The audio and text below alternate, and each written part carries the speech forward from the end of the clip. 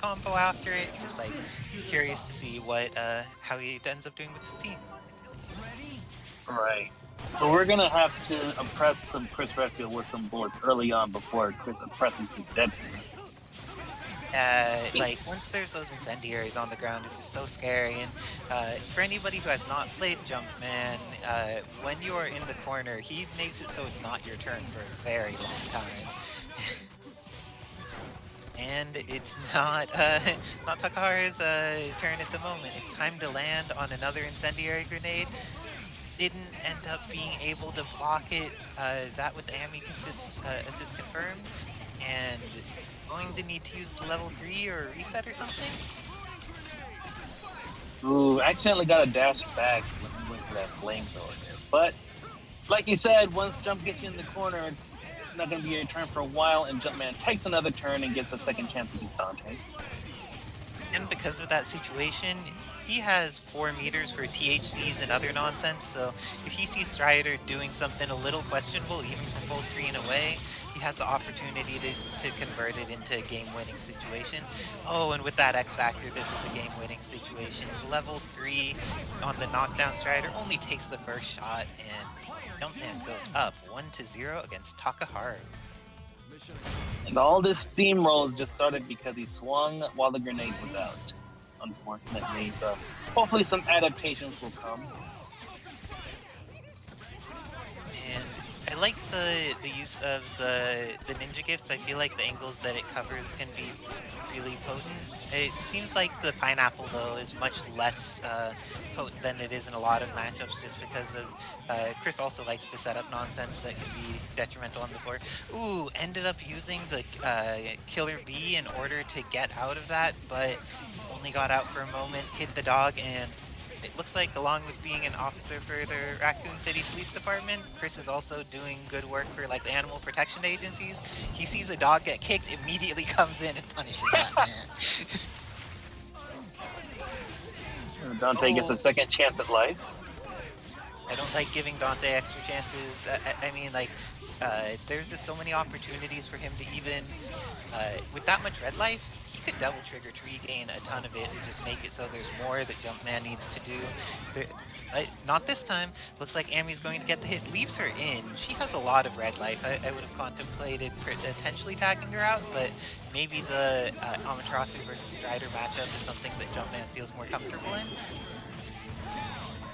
Oh no, this is how it could start. Level 3 Strider has almost 3 meters available, gets the hit on Chris, and is going to have orbs for the mix-up on Wesker. This is pretty terrifying. What's Jumpman going to do to try and survive this? A bird bomb and orbs and some wall clings. Doesn't open up immediately, but opens up swiftly after that. Some of these extra hits are there, but X Factors run out. Is this going to be enough? Oh no, it's not. The double jump backwards was a really great way to turn that situation into something that may win the game, and Takaharu ties it up 1-1. Good stuff. That was a very crucial air tech right there. Just caught jumping, extending a little bit too much, able to get that second game. Even just like that Magnum against Strider took so much of his life. That ninja is bleeding after so little. But those standing lights from Deadpool, incredibly solid anti-air in general, and against Chris he doesn't have ways of like changing his air momentum really. It's he has some challenges there, but the incendiary comes out because of that, gets the hit on Dante as well, going to get some health on him, build a bit more meter. And the Ami incoming is too strong, ends up getting the kill on Dante. After seeing how that previous game went, would you prioritize snapping in the Strider? No, not really, because unless Takaharu wins again, then I would just say he hasn't really. The last Strider comeback was kind of a fluke. That's what I would be thinking of Jumpman. Just keep with the game plan, kill in order. But Takaharu is going to make Jumpman regret not snapping. This is a potentially scary situation. Gets the kill on the dog, has the incoming mix-up available for Wesker, gets the hit. Let's see if Takaharu hasn't optimized enough combo to go to level 3. drops it. This is going to trade, so both of them get a chance to play neutral again. This is looking great for Takaharu, has the satellite available, but was just a little off in the spacing. Shot by Jumpman there using the X Factor because there was a chance that that satellite shot was going to catch him. Now he has one more chance to live, but okay, after those 2 games, Jumpman snapped this Strider. He is scary. For sure. Ruber probably won't get a chance to get the first hit on Chris Redfield. Yeah, this is the first time we've seen Takaharu's Deadpool really get the first bit of momentum against Chris, but now it's back to neutral, and both of them at pretty similar meters and health. Ooh, that little string of extra chip brought Chris down to around half. Getting those grenades out, since Ami is high enough in the air, it seems like they don't do quite enough in actually preventing the situation. Nice awareness by Takaharu that the flame carpet or the incendiary grenade was there, and trying to find a way to get the combo to continue using guns without needing to run into it. But this THC is... Somebody's getting hit. Strider had a bad day there, but Deadpool coming in to back up his ninja, punishes, goes for the hit on Wesker, and he's going to be able to DHC into Dante. Not going to kill unless he uses X Factor though. X maybe a good idea just because there's so much red life. What's your suggestion, Jade? Ooh, I was gonna suggest, yeah, I would think the investment of X Factor would be worth it for that Wesker, but finds that last bit of extra damage on Chris, and let's see how he handles the dog and Wesker combination. Used the explosion in a situation where it felt a bit safer for him. Throwing out some of these grenades and just like summoning Vajra. I wonder if the dog's going to try and get in. The dog's going to just get caught there, and let's see if Ami dies. No, goes for the snap, is afraid of that Dark Wesker, has seen how scary this character is and does not want to deal with it. That grenade's going to get eaten by the fire, and then Phantom Dance is going to catch. Deadpool ends up surviving somehow, but now X Factor's active for Jumpman and immediately goes for that THC again, make it a pure guess on incoming. Dante is going to be punished for his crime of existing. Messed up. And that is such a nasty THC. Oh, and got caught in the toes. Strider is going to die. Jumpman showing that just like Strider can use X Factor, his Wesker and Ami can use X Factor too. That is work. Got the confirm off of the hidden Magnum. Ends up using the THC, should be able to build back some meter with the flamethrower here. Or it doesn't even need it, just goes in with that shotgun. Oh, that poke, if that had been into Stinger, would have potentially been at least something pretty unfortunate for Chris. Gets the hit here and makes sure to go straight into $1 million. Poor Takaharu made a decision to try and make it a little easier, didn't even go for the fireworks. Sometimes the bullets there will pop them up high and they'll drop. With that safer setup, somehow didn't have to keep the right timing. But Strider's doing the work now, was able to salvage the situation. Nice work to Takaharu. Amaterasu about to lose most of her life, and Crystal is very good against her, but it wasn't good enough to kill. Nice confirm here by Jumpman. Ends up going with the TAC and sets up that THC for the reset. He has just been putting in work with that THC. It's so incredibly scary. Doesn't get confirmed to follow up, but got Dante down to a pixel. But this game, pixel characters are not what you want to fight because they still have the opportunity to kill you. I would use X Factor here to kill Wesker. It feels very worth it. Would you leave Dante in or bring in Strider? Oh, well, there's no time to bring in Strider, unfortunately. Oh! Almost had to trade off that guitar. Some horizontal shots, fairly seen among Dante's. Very nice confirm from Jumpman. Was able to get the sword dives in order to catch from an odd height, but X Factor's running out for Ami and uses the counter on the snapback. Jeez, Jumpman just too strong. Congratulations, Jumpman, on taking that, but for someone that I wasn't aware of, Takaharu was putting in work with the Strider, so nice work Well, to both Takaharu players. still has some games left to give. Oh yeah, we're fortunately on those Pasadena rules, and because of that, we get to see more of this wonderful matchup with these great players. Thank goodness. Uh, this time it looks like Takaharu's Deadpool is getting to put in some damage. We've seen Jumpman's Chris just put in a lot of work against this character early, but this time feels like he's getting a little bit more set up. But teleported right into the incendiary grenade. Can't let that happen. It's very hard to stop autopilot on some of those things where it's like, oh, I gotta confirm this situation. I know what I'm supposed to do. You don't get the same thing that you would in another one, but the incendiary grenade is there. That's a perfect example, because like DHCing into Devil Trigger to feel safer is something that a lot of people with Dante on their team will do, but incendiary's there. It's not necessarily as safer as it's not. Yeah, that flame carpet stays active for so long, and you saw Takaharu tried to delay the DHC to try to wait out the fire, but fire is just too strong. And Ooh, sniped out the double jump.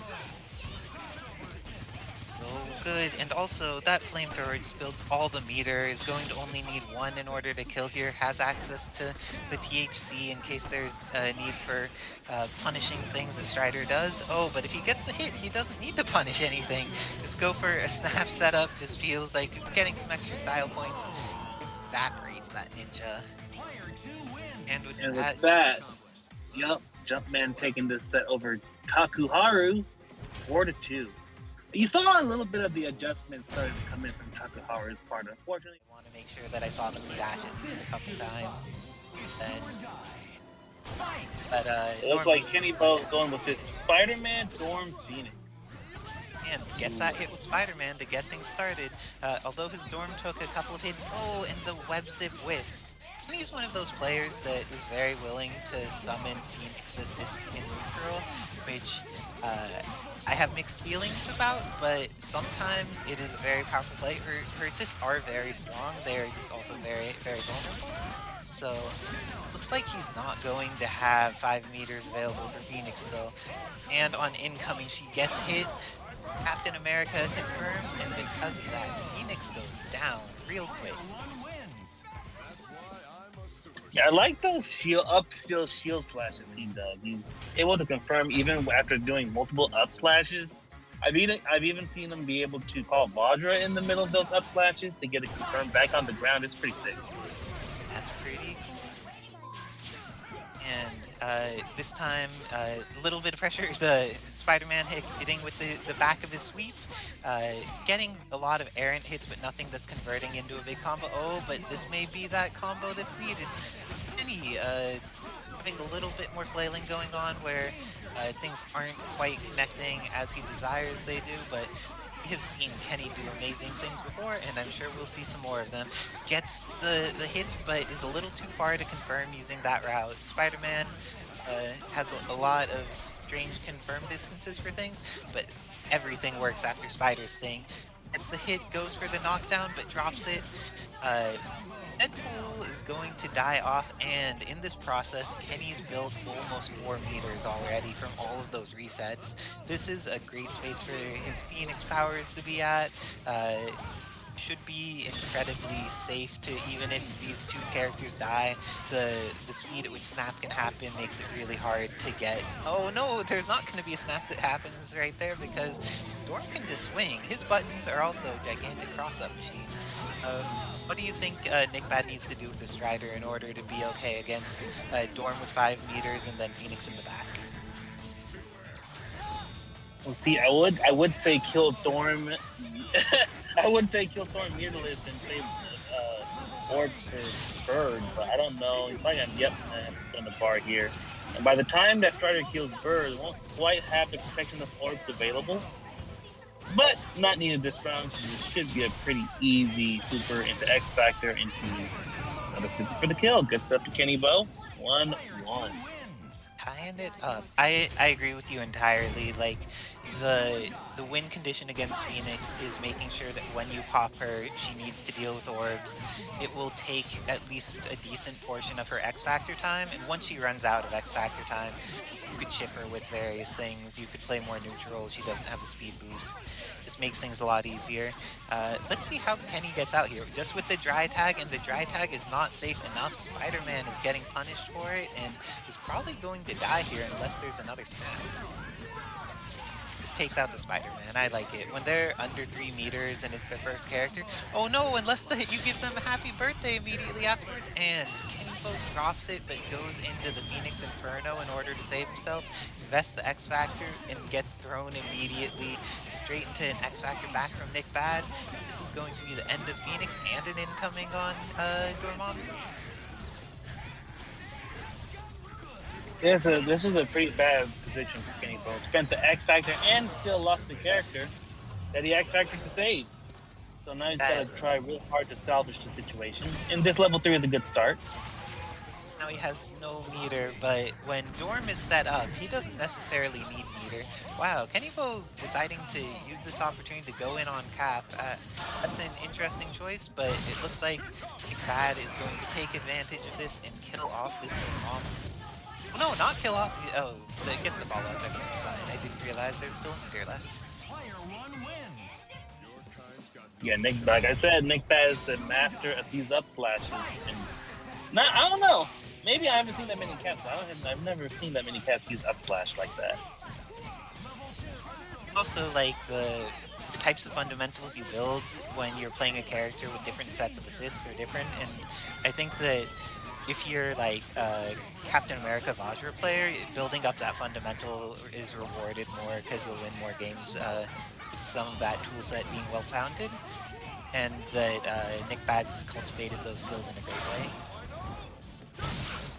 Oh, investing the level 3 in order to kill Dorm, I like it. I don't think that Spider-Man as a Dark Anchor is particularly ideal, but this may be how it starts off, is going to be able to use X Factor and Zip to get the confirm off of this. And oh, drops the combo. Captain America gets out, even though the X Factor 3 was used, is going to die for his challenges. And with that, this is going to be NickBad going up 3-1 versus the real Kenny Bo. Let's see what Kenny does to try and come back. He has a variety. I think if Kenny Bo was just maybe blocking a little bit better, then I think the Phoenix team could have worked out. But this team does allow Kenny to go a little bit more unga bunga, as they say, which may be just enough to throw NickBad off his game. Yes, Kenny is good at taking advantage of the Unga Bunga in this team. And right there, just like, he's good at pressing buttons where it's like, well, like, a lot of people don't respect that both Spider-Man and X-23 have situations they could hit buttons in where their normals are very strong for certain things and they just like need to be dealt with. But oh, the TAC was the wrong decision, and because of that, the good break by NickBad is going to be able to kill off Spider-Man. Barely, because Legion is barely, yeah. Like for Legion, that Hyper got worked pretty badly. All of Strider's meter use just between Marvel 2 and Marvel 3, sadness occurred. But Wolverine here getting that overhead with the jump S afterwards and gets the dive kick. X Factor's available, but still ends up going for TAC instead.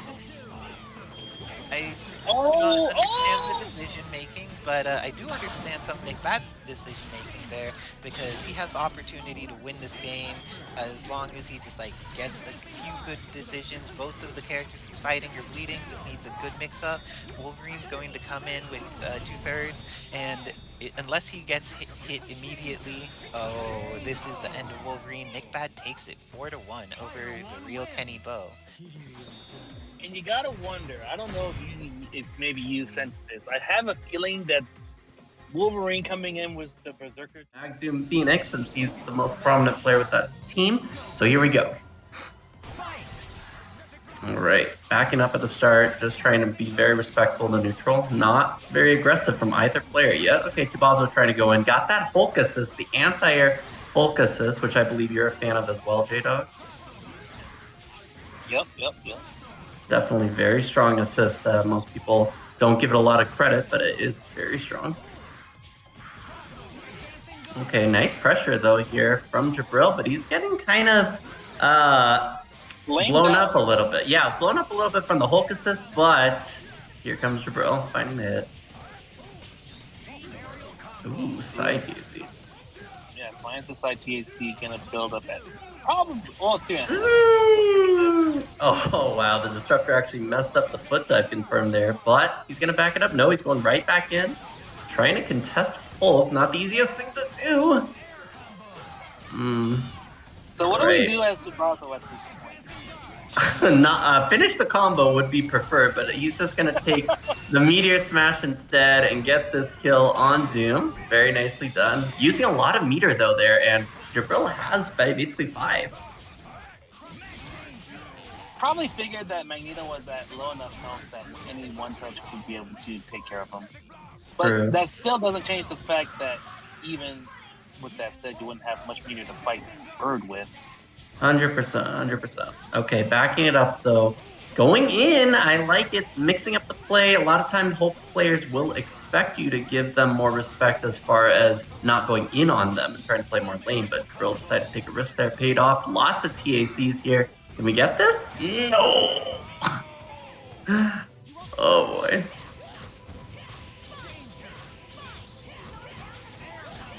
Alright, he's got all the meter on deck and X Factor, but Tubazo does have gold armor Arthur. Let's see what happens. Might be able to make something happen here.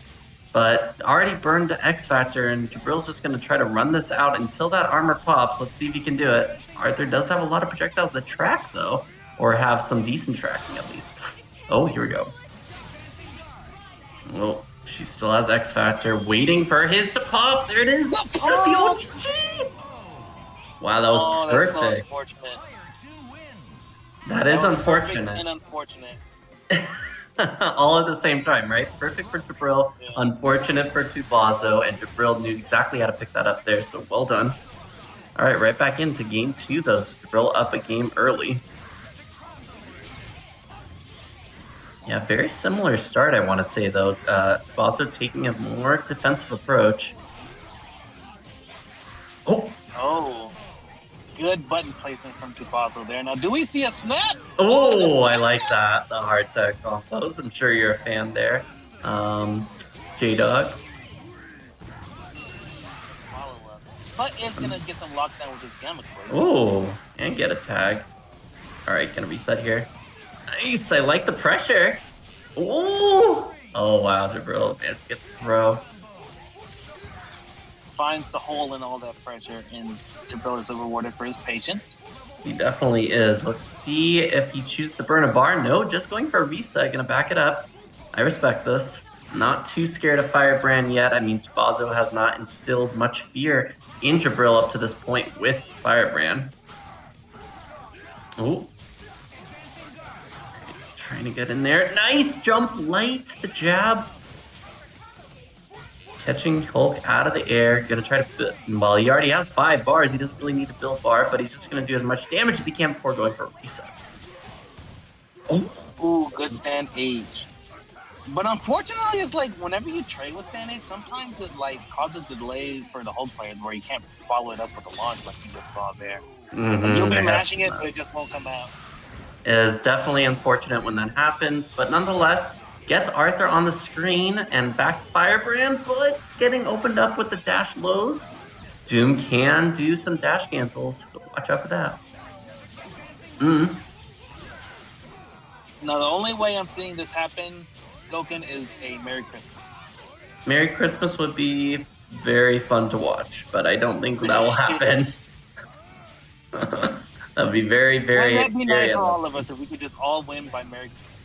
I thought it would be. It would, you know, kill some of the time, you know, that it takes to run these tournaments, you know. Just get a quick Merry Christmas, call it a day. Oh boy, but that's the end for Tubazo. So Jibrill up 2-0, but Tubazo has been putting up a pretty good fight. You know, I feel like the round start for Tubazo has been pretty good. Like, he has the right game plan at first, you know, kind of playing it a little lame, making it hard for Jibrill to get the hits with that Hulk assist, but then kind of going in unexpectedly, and it doesn't always work out. So we'll have to see how he adjusts here. Oh, kidnapping is always a good game plan. All right, can he finish the combo this time? Gotta finish it. Keep it simple maybe this time? Oh, he's still going for him. Ooh. I like it. That should kill Magneto, right? Yeah, just enough. All right, lots of pressure. Scoop. Oh, didn't get the GG in time. Oh, no confirm off the Hulk assist. Firebrand can confirm that. Didn't quite get there, though. Babaghanoush knows a lot about Firebrand Hulk, having been a former Firebrand Hulk player himself. So I'm interested to see his commentary on this. Yes, very, very long time ago, back in the day. Oof. Oh, but Jibrill is playing with fire there, calling that Phoenix assist. He really is. Definitely playing with fire, but not too uncharacteristic of Jibrill. Definitely likes to take some risks here and there, but calculated, usually very calculated still. All right, checking the finger lasers, trying to prevent him from going too aggro. Does not want to see too much offense, just playing it very lame, trying to build some bar for himself. Tubazo having a hard time, though, landing any hit on Jibrill, but he does have a life lead, so I understand him kind of being patient here. At this point, I would think Tubazo would just be good at just, you know, we see Jibrill calling that Phoenix assist, maybe just waiting for that assist call and just sniping it out. Yeah, that would be impressive. If he is really looking for it well, then he might be able to sniper out, but I'm not sure. Oh, wow, that was an impressive string of hits, but did not fully connect. Oh, interesting. Jibrill DHC into healing field. Wow. I can't say I've seen that very often. Okay, we get Hulk out. Oh no, interesting. Oh my god, another healing field. Jibrill using all the meter now. Oh, what's gonna happen? Oh my gosh. Oh, this is so confusing watching Jibrill playing with so much meter with Phoenix. Oh. Alright, backing it up. One jump S from. Oh. Oh, that hit? Wow, it did hit. I didn't even see. Okay, this is not a good situation for Jibrill. So if we get a touch on Doom. He's got to hit soon, though. He doesn't have too much time. 3 seconds? You got to do it now. No. No. Yeah. He knew he could take the throw at that point. Wasn't going to do enough damage. If anything, I guess the better option might have been to do a command throw, maybe. But, you know, that way you can cash out on a little more damage, but probably still wouldn't have been enough time at that point, unfortunately.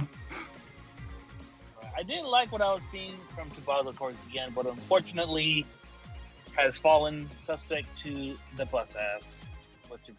Who the opponent is. I think it's Escalante, it looks like. All right. This is definitely Escalante. Yeah, Escalante been running some interesting teams lately. I've seen some of the alternate teams. This is not one I have seen, but I could see him playing it. He does play Morrigan already. Zenpool, though, landing the early hits. He does not have much meter. Let's see if he can build himself enough bar here. Snap. Ooh! Just gave her the knee to the chest. I love it. Right into the bolo. Perfect confirm there. Ooh, the crossover, the corpse. Let's go.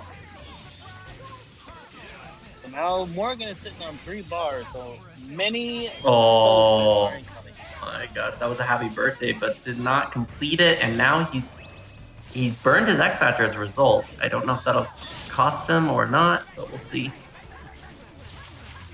No meter to the HC there. Oh. Alright. Lots of pressure being applied by Escalante, but Zenpool did a pretty good job like wearing down the X Factor there. What a confirm! Ew. Oh, too far for the launch. Alright, let's see if Escalante has played against Ray Ray's Ryu anytime recently. That's probably the limited Ryu experience there that he could get, but I haven't seen Ray Ray playing with Ryu as of late. Okay. Keep him airborne. Ooh! Let's go swinging. Do not try to cross over me, sir. Oh, nice! Sniping him right out of the air at the top corner. You cannot get away. I am zero. I fill the screen with my lightning bolts. That is how I do. Okay, let's see if Zenpool can bring this back with Akuma. Zenpool had a significant lead until Zero kind of took control. Yo, let's go. JMC Spazatron with the subscription for 16 months. Let's go. Oh, here we go, Zenpool. Oh, that was pretty nice. The fake outs into the launch. That was some nice stuff. I respect that. Definitely had him thinking maybe that he would go for a cross-up or a meaty, but kind of delayed launch threw him off. So well done there from Zenpool, mixing up the options there and incoming. Ooh. Sneaking his way underneath there, finding the hit as he was falling.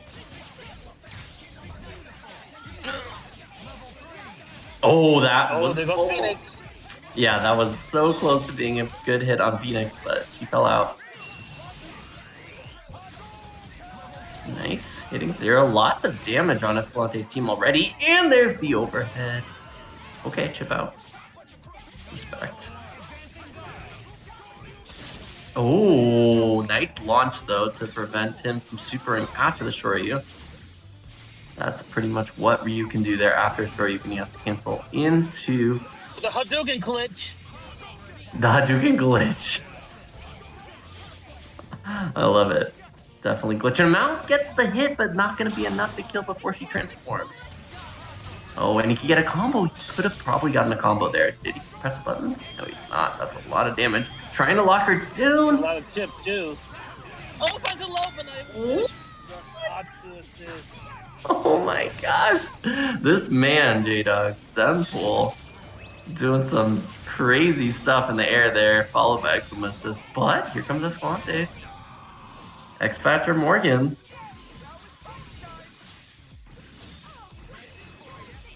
Deadpool is definitely one of those characters that can stall out for a while. Definitely but there's can. Still plenty of time left on the clock here, so we can only stall for so long until those soul fits start happening. That's very true, although Escalante cannot take pretty much any hits at this point. He has less, like 10% life here. Not a good look, but maybe this can be done. Nah, not today. Good stuff to what? Mag Morgan Doom. Let's see if he can bring this back. He's got to run it 4 straight games, I guess, here. Or almost. Essentially, you'd have to do that. Although, once he gets 1 on the board, we will go to 4, so we'll see what happens.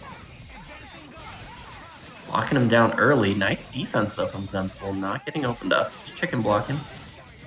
We're hanging free on the farm with these chickens. Oh, that damage is going to add up, though. Cannot take too many soul fists like that. Especially when she's an Astral. Not an Astral at the moment, though, so not as painful. Okay, lots of running around the screen without too many up-close melee battles. They're just playing the projectile war, and actually Zenpool was winning that war. So Escalante chooses to tag out Morgan there. Scoop, I don't think he can get an OTG from there. No, he tried. A little too far.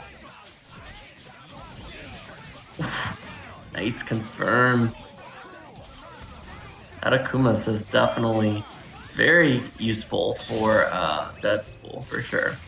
Allows him to get some nice quick confirms.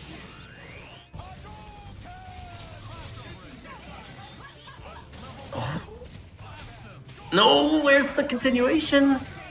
Did not finish it off. Oh, wow, I don't know if he got crossed up there or what happened, but got hit. Okay.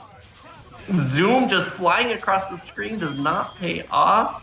due to the defense from Zenpool just jumping up, letting Akuma do all the work, and Zenpool is going to take it 3-0 over Escalante. Who saw that Wow. coming? I did not, but unfortunately that team that Escalante chose to use the first couple games did not pay off. It was an experiment, and it didn't go that well. Playing with 64 MS is hard enough as it is, in my opinion. I'm going to say this, it might be a controversial opinion, but I do think this is his best team, based on what I've seen. I just love what he does with all the characters on that team. And I also feel like MODOK, of the characters in this game, there are not many characters who have as decent of a matchup against Morrigan as MODOK does. So True. It can be really nice when you're dealing with all of her nonsense. Oh, but you need to respect Hsien-Ko. Apparently, it's not the high-tier Morrigan that's messing up things for Quack. It is Hsien-Ko in her gold armor coming through with that Zenpool assist. Indeed. But here, SauceBoss does not have a lot of bars, so most likely going to go to a reset into a kitty helper, maybe? Okay, not what I expected. That works too, I guess. Let Felicia recover some life. I do like Felicia getting back red life, but let's see what type of space control tools SauceBoss is going to be able to take advantage of here. Because it looks like all of Astral really ran out, but is going to have pressure in the corner with access to Zenpool assist. Even outside of it being gold, it's just a pretty big hitbox that controls the front section of the character, so worth respecting to some degree, but I'm sure that Quack has plenty of experience against every random thing in this game. I don't think he's the type of player to get randomed out by not knowing an assist that often. Exactly. He definitely plays so many teams himself and just has a vast knowledge of most of the characters in this game. So yeah, I agree. He's not going to get randomed out very easily. But right now, SauceBoss still has X Factor and Quack does not, so while the healths on the characters are pretty even, so nice work to SauceBoss. This game may actually go the distance, already down to 44 seconds, and using the opportunity to Shadow Servant for an invulnerable, persistent DHC out to stay safe, but then using that Kitty Helper DHC to get in a way that's not going to get her entirely blown up, and Doom cannot foot dive against Zenpool if it's gold. Is he going to die? No, 1 pixel? Not enough. He's going to try to get him out, maybe? No, fighting with that pixel life. Oh my gosh. Wants to dive some feet. He just wants to get that confirmed. Ooh, not a safe tag. Quack, you're in Canada. That means you should know not to do the office tags. The office is here in California. That's funny. Ooh, could not get out the photon array before Felicia hit, and got a grab on incoming on MODOK. Trying to go for the cross-ups. Oh my gosh. If Quack had a life lead here, this would be fine, but he's going to need to try and catch so many characters in just 12 seconds of time, and he's getting comboed. He may just die. He does not have the opportunity. He definitely will. Any extra play in here. Goes for the finishing shower, and the finishing shower actually finishes. By MODOK, SauceBoss goes up 1-0 against Quack. I'm not sure how many people's channel points agreed with this. I know that I put some channel points on Quack myself. So let's see if SauceBoss continues this power up. Oh. Well, we got a team change just like that. Now, I think what, turned out to be Quack's demise possibly last game was the use of X Factor very early. So we'll see. I mean, that is very typical, though, of QuackBot. He will use things at unexpected time, use a lot of resources sometimes. He's just willing to invest in ways that are not necessarily the super long game always. Sometimes he knows that this is going to take momentum here, and he's good enough with momentum that that's worth investing the resource. Exactly. And he's doing a lot of this far distance play against Morrigan. When Astral's not activated, this is pretty hard for Morrigan to deal with. Heavy Disruptor just has more durability than her fireballs, and she needs to do things from angles that he can't be on the same horizontal plane with. And it's just tiring and frustrating. Oh, but if you just get a double Soul Fist that catches toes there, that's a pretty good start. Yeah, that's going to take a chunk. SauceBoss incredibly conservative with his meter use. He's at over 2 meters and hasn't invested in setting up an Astral here. Just seems to be content to play the long game and wait it out. Throw out a little bit of gongs in order to just delay things, prevent Quack from playing any sort of. Oh, there we go. Forever. Oh, this time that was the plan. Activates, yeah. But now she's not going to get to use it because Doom has wasted all of that X Factor time. But Quack is not anywhere near 5 at this point. No, he's not. And it's down to less than 45 seconds on the Marvel clock at this point. So I feel like these long games, SauceBoss has been very good at being patient and like if a matchup is not leading to him losing more life than he's getting from his opponent, he seems incredibly happy to just be patient, has been very willing to dry tag characters. Oh, but this time the dry tag gets punished and Quack is going to potentially... Oh, drop his combo. Potentially drop his combo. Yes, indeed, Isicera. That's correct. It wasn't what I was going to say, but it's what was true to say. Token respect correcting me before I even get the opportunity to speak. Thank you, Token. Oh, my pleasure. So gets that magnetic blast in, however, for Quack is going to...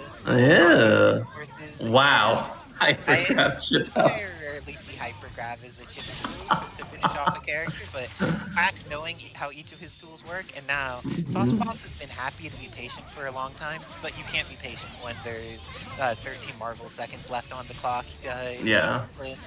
Activate those Astrals. Yeah, like now. And X Factor. Like all of the resources at this point need to be used. Oh, that's big.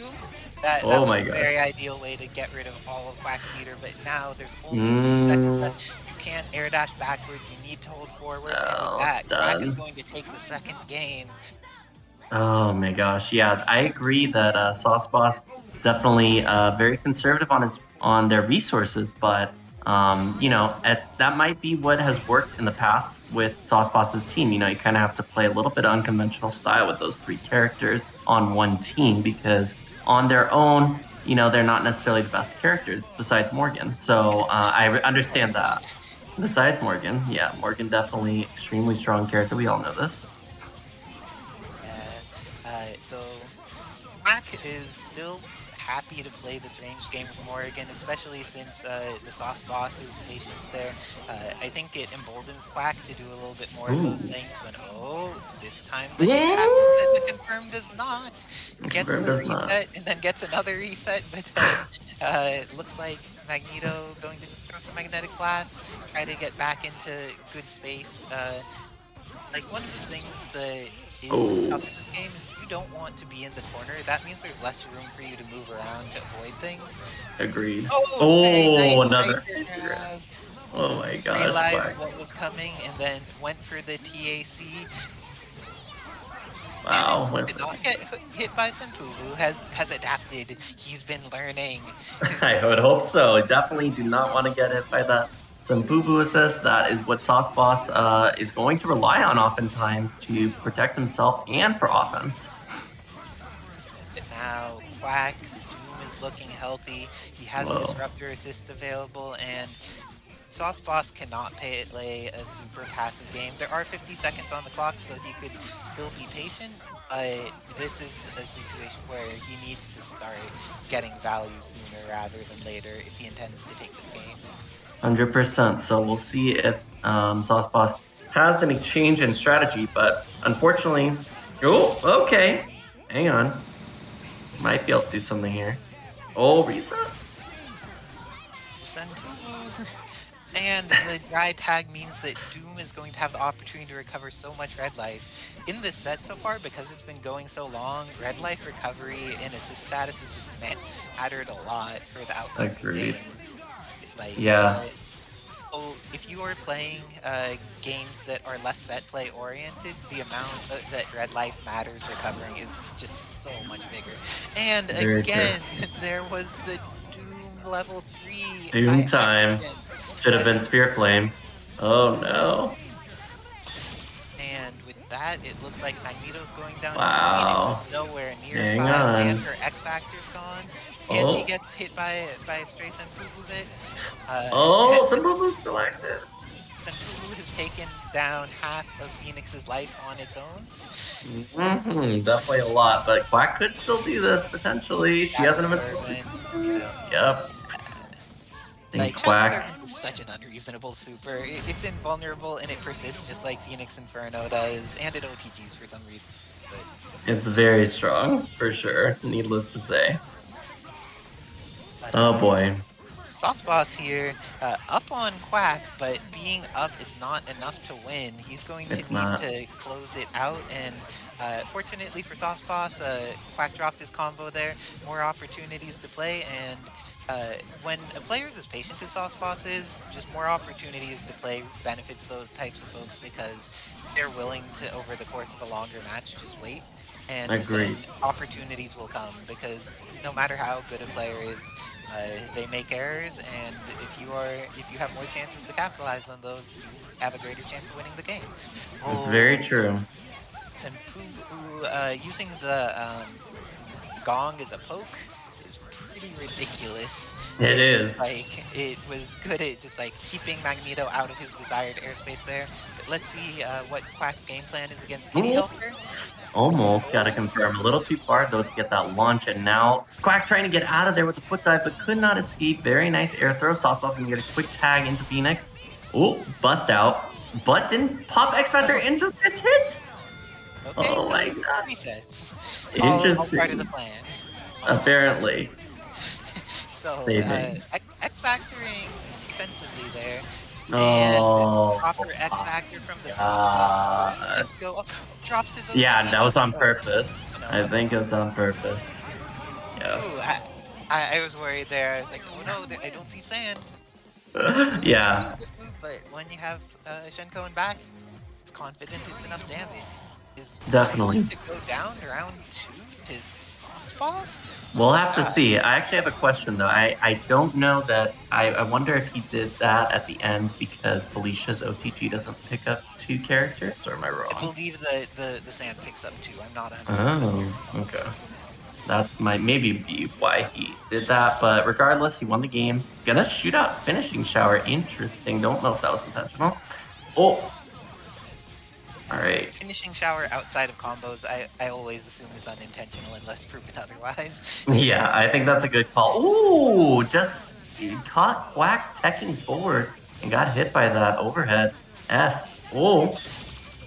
Yeah, use all the resources, kill Magneto here, going to build. Not gonna be able to.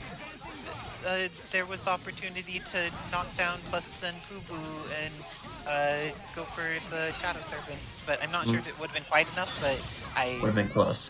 it would have been maybe enough to get rid of Magneto, and getting rid of Magneto in this situation is worth it. Oh, gets the hit with Cold Hsien-Ko and tags out just in time so that she remains in gold. Oh my and god. forces Quack's X Factor out. This is looking Wow. really good for SauceBoss. Oh my god. Yeah, I don't think Quackbot feels entirely comfortable maybe against SauceBoss's team, is what I'm gathering from the use of his resources and his change in game plan. It seemed like early on he had kind of a good idea of like kind of just running away from SauceBoss because SauceBoss's team is very limited in the air. You know, he doesn't really have any assists that will force Quack to stay in a certain location, you know? It's only on the ground mainly. Went for the TAC. Does SauceBoss have TAC infinites? Oh, Let's see. no. This Looking is good. exactly what's needed for... Oh, reset. Drop happened, but Oh my god. attacking into Phoenix. Like, Dark Phoenix, she prefers having X Factor, especially against teams that can chip like this. But, Yes. this is still very...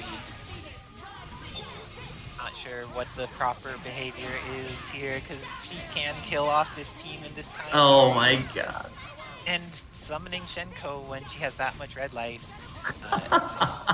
Phoenix He is does losing a not lot care. of red life of her own though, so let's see what she... Ooh, and now she doesn't have an invulnerable option, so if there's just like a bunch of nonsense put on the screen, it could potentially kill her just by existing.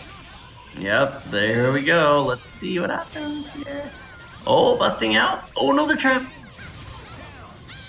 And Hsien-Ko's Oh, dead, and wow. Felicia is dead, and Morrigan needs to make this comeback now with a Possible. pixel of life. It's possible. It is very Not possible. anymore. Oh! And No, with it's not that, it looks possible. like Quack stays in the game, making the decisions he needs to make it with literally one pixel Phoenix after she One has pixel. devoured all of her own life. Oh my gosh. So wild. And nice work to Quack knowing when to tag into Phoenix and like instead of having Magneto on point, work with her on point instead. Very excellent play. Agreed. But let's see. Pumped, if you will, to make sure to stay composed for the rest of the match. So here we go into game 6 now. Oh, wow, very fast movement here from Quack. Playing quick. I'm not sure what that was about. Maybe an unintended combo reset? Not sure. Sometimes it's just like a squiggly night for some players where maybe they have like housemates using their internet or something. But Drops just like hit a little bit harder some days than others, you know? Exactly, that's a good point. All right, Morrigan is bleeding really badly though right now. Quack making it look like even though last game had a lot of opportunities to go badly, right now this game has a lot of opportunities to go well for him. Has managed to get Morrigan down to like 10% life without really losing more than a quarter of Magneto, and has done it without needing to spend meter either. He's using some of those hyper grabs as pokes. He has been very pleasing with the amount of hyper grab usage. It's very interesting, needless to say. Well, no, that wasn't gold armor at all. I wonder if that was trying to kill off Doctor Doom. It looks like his red life is pretty unfortunate, but I feel like now you need to fight with Hsien-Ko, and Magneto can wait to get Doctor Doom's red light back very safely. 100%. Oh, yeah. That game of attrition is just coming through, and that's one of the few situations I actually feel okay with people using Phoenix Assist. Same. Like right there, Hsien-Ko doesn't have any punishes at that range. There's no like guest team or guest super or anything. Exactly. In that case, like TK shot is a terrifying assist if it's safe to actually. Yeah, this is true, but Quack has 4.5 bars, pops X Factor, did not want to risk dying there. Felicia does have some tricky incoming setups. And X Factor's already over half gone. Okay, gets the confirm, has 5 meters, and is going to get the kill on Felicia. I'm not sure for Quack's normal Phoenix combos. Oh, and the last bit of X Factor means he doesn't need. Oh, he did need a real combo! He did. Okay, hold on. Follows up with yes. It happens. She's still gold. She's still gold. Oh, SauceBoss. If she has X Factor, let's see what X Factor should do here. Okay, X Factor gold. I would do X Factor gold armor. Oh, I like this as a way to get like additional chip on Dark Phoenix. This is really good. Like life is whittling down too, so as long as SauceBoss just manages to avoid dying, oh no. Wasn't able to do that one thing that I said that he needed to do. Avoid dying. I'm sorry, without the avoiding the dying part, the rest of the brilliant plan doesn't work. So exactly. Alright, so we're down to the final game just like that. I think Quack has really cemented his game plan a little more against SauceBoss, kind of playing back a little bit more, if you will, a little more defensive early on at least, and that has been working out much better for him. Quack's zoning fundamentals, and like SauceBoss does some great things, but his team doesn't give him any assist to like support his Morrigan in playing the game. So he's fighting solo against Magneto and Doom, or Magneto and Phoenix. Also, did Chow-Mein just use the Prime to subscribe? Thank you so much, Chow-Mein, for the ways you support the Marvel community. Chow-Mein, cool people. Thank you again for supporting Avengers. Ooh. Everyone else in chat, if you feel like you're hyped for seeing some Magneto killing Morrigan, or Morrigan killing Magneto, why don't you also invest some subscription to the Avengers? Oh, Disruptor is so solid at disrupting all of those projectiles on screen. Solid at disrupting, that's for sure. Disruptor does disrupt things very well. Oh, look at this pressure. Like, I bet Disruptor could even beat a wooden gun. It's so strong. But is able to set up that knockdown with Felicia, has corner pressure against Duke, but doesn't manage to keep it, and now it's back to that full screen game, and the Quack is so dramatically favored in the full screen game against Felicia, and Yeah, then that's for if he sure. just like baits this the Zenpool assist and then does like dash back into Plasma Beam or something, it will mess that character up because she doesn't have like damage scale properly when she's in full mode and takes way more damage from multi-hit assist or multi-hit. Ooh, that's interesting. Interesting facts there from Isicera. Good to know. Let's see if Quack does burn a bar here. No, up TC. Ooh. Oh, wow. Double up, literally. I also would not have expected the second up TAC and would have gotten Me lucky neither. by it. SauceBoss, you're with the rest of us, a little too mortal to be fighting the Quackbot. Oh, but Quack gave you an extra chance to live and use the X Factor on his Phoenix. Oh This my may be gosh, what you Quack. need in order to take the win. If Let's you do a see. combo Soul Drain using combo? Soul Drain combo was so close, but just not quite. Oh, And got now snapped. 5 is going to be too late. achieved, but it looks like Doom. Oh, I thought Doom was going to die. Doom does not die. Oh, No, Doom does well, die. Doom dies. You were right. Just took a moment longer than anticipated. Oh, I think in that situation, double Soul Fist would have been the correct decision. Just like kill her off at a far location. Oh, gosh. No. But now Morrigan is going to die, and Phoenix has the opportunity to put some hurt on incoming. Oh, nice work by Quack remembering that the gold armor was there and not just like mashing buttons near this hyper armored being. I respect that snap attempt, though. Try to cut through the feathers, but not enough. And Quack brings it all the way back to take it 4-3 over SauceBoss. Impressive. Nice work, Quack, and nice work, SauceBoss, making Quack work for it in so many games there. My gosh, Yes, exactly. like, especially with like teams of wonderful people doing what's possible to make it happen. And if you want to make it easier for Kevin Ha to make this happen, please subscribe. Oh, but looks like Babaghanoush shooting right away with that Buster to get things started at the beginning of this match. Is very hesitant to overinvest, doesn't want to land on an incendiary grenade. I do not blame him for hesitating on some of those punish follow-ups. Didn't quite get a follow-up. Zero has a small body going in a little too hard, though, on Chris with those incendiaries available. Yeah, so this is the person that I really want to... I'm curious how they're going to do tonight is Jumpman, because Jumpman is an extremely strong player. Definitely watched them do extremely well at TNS not that long ago, getting second place. Jumpman's a strong player there, and he also, I think that he has his best connection to like the Texas servers, and that plays on J-Dog's stream as well. But like he's good regardless of what MS he's on. But being good is not enough to get the win necessarily, because all these other people are pretty good too. And Babaghanoush's Vergil and Doom are both things that you need to respect. And oh my gosh, wow, there nice was the. Babaghanoush seems like he thinks much more than many other people doing the Vergil confirms, even if there's plenty of use of those like helm breakers and all the other things. It's just like he's planning it, and he definitely is. Very nice to see. But the glaive jumping heavy is very strong. Yes, and one of my favorite tools to use with Ami I'm in the glaive stance. Jumpman agrees with you entirely there. Using the jumping heavy and glaive stance is the majority of his neutral against Vergil here, but Babaghanoush is using a couple of additional tools, and that one ended up catching. Jumpman loses Amaterasu, but Jumpman's Dark Wesker is one of the most terrifying ones of all the Dark Weskers. Like when he gets the chance to get going, there's just the possibility that the game is going to end.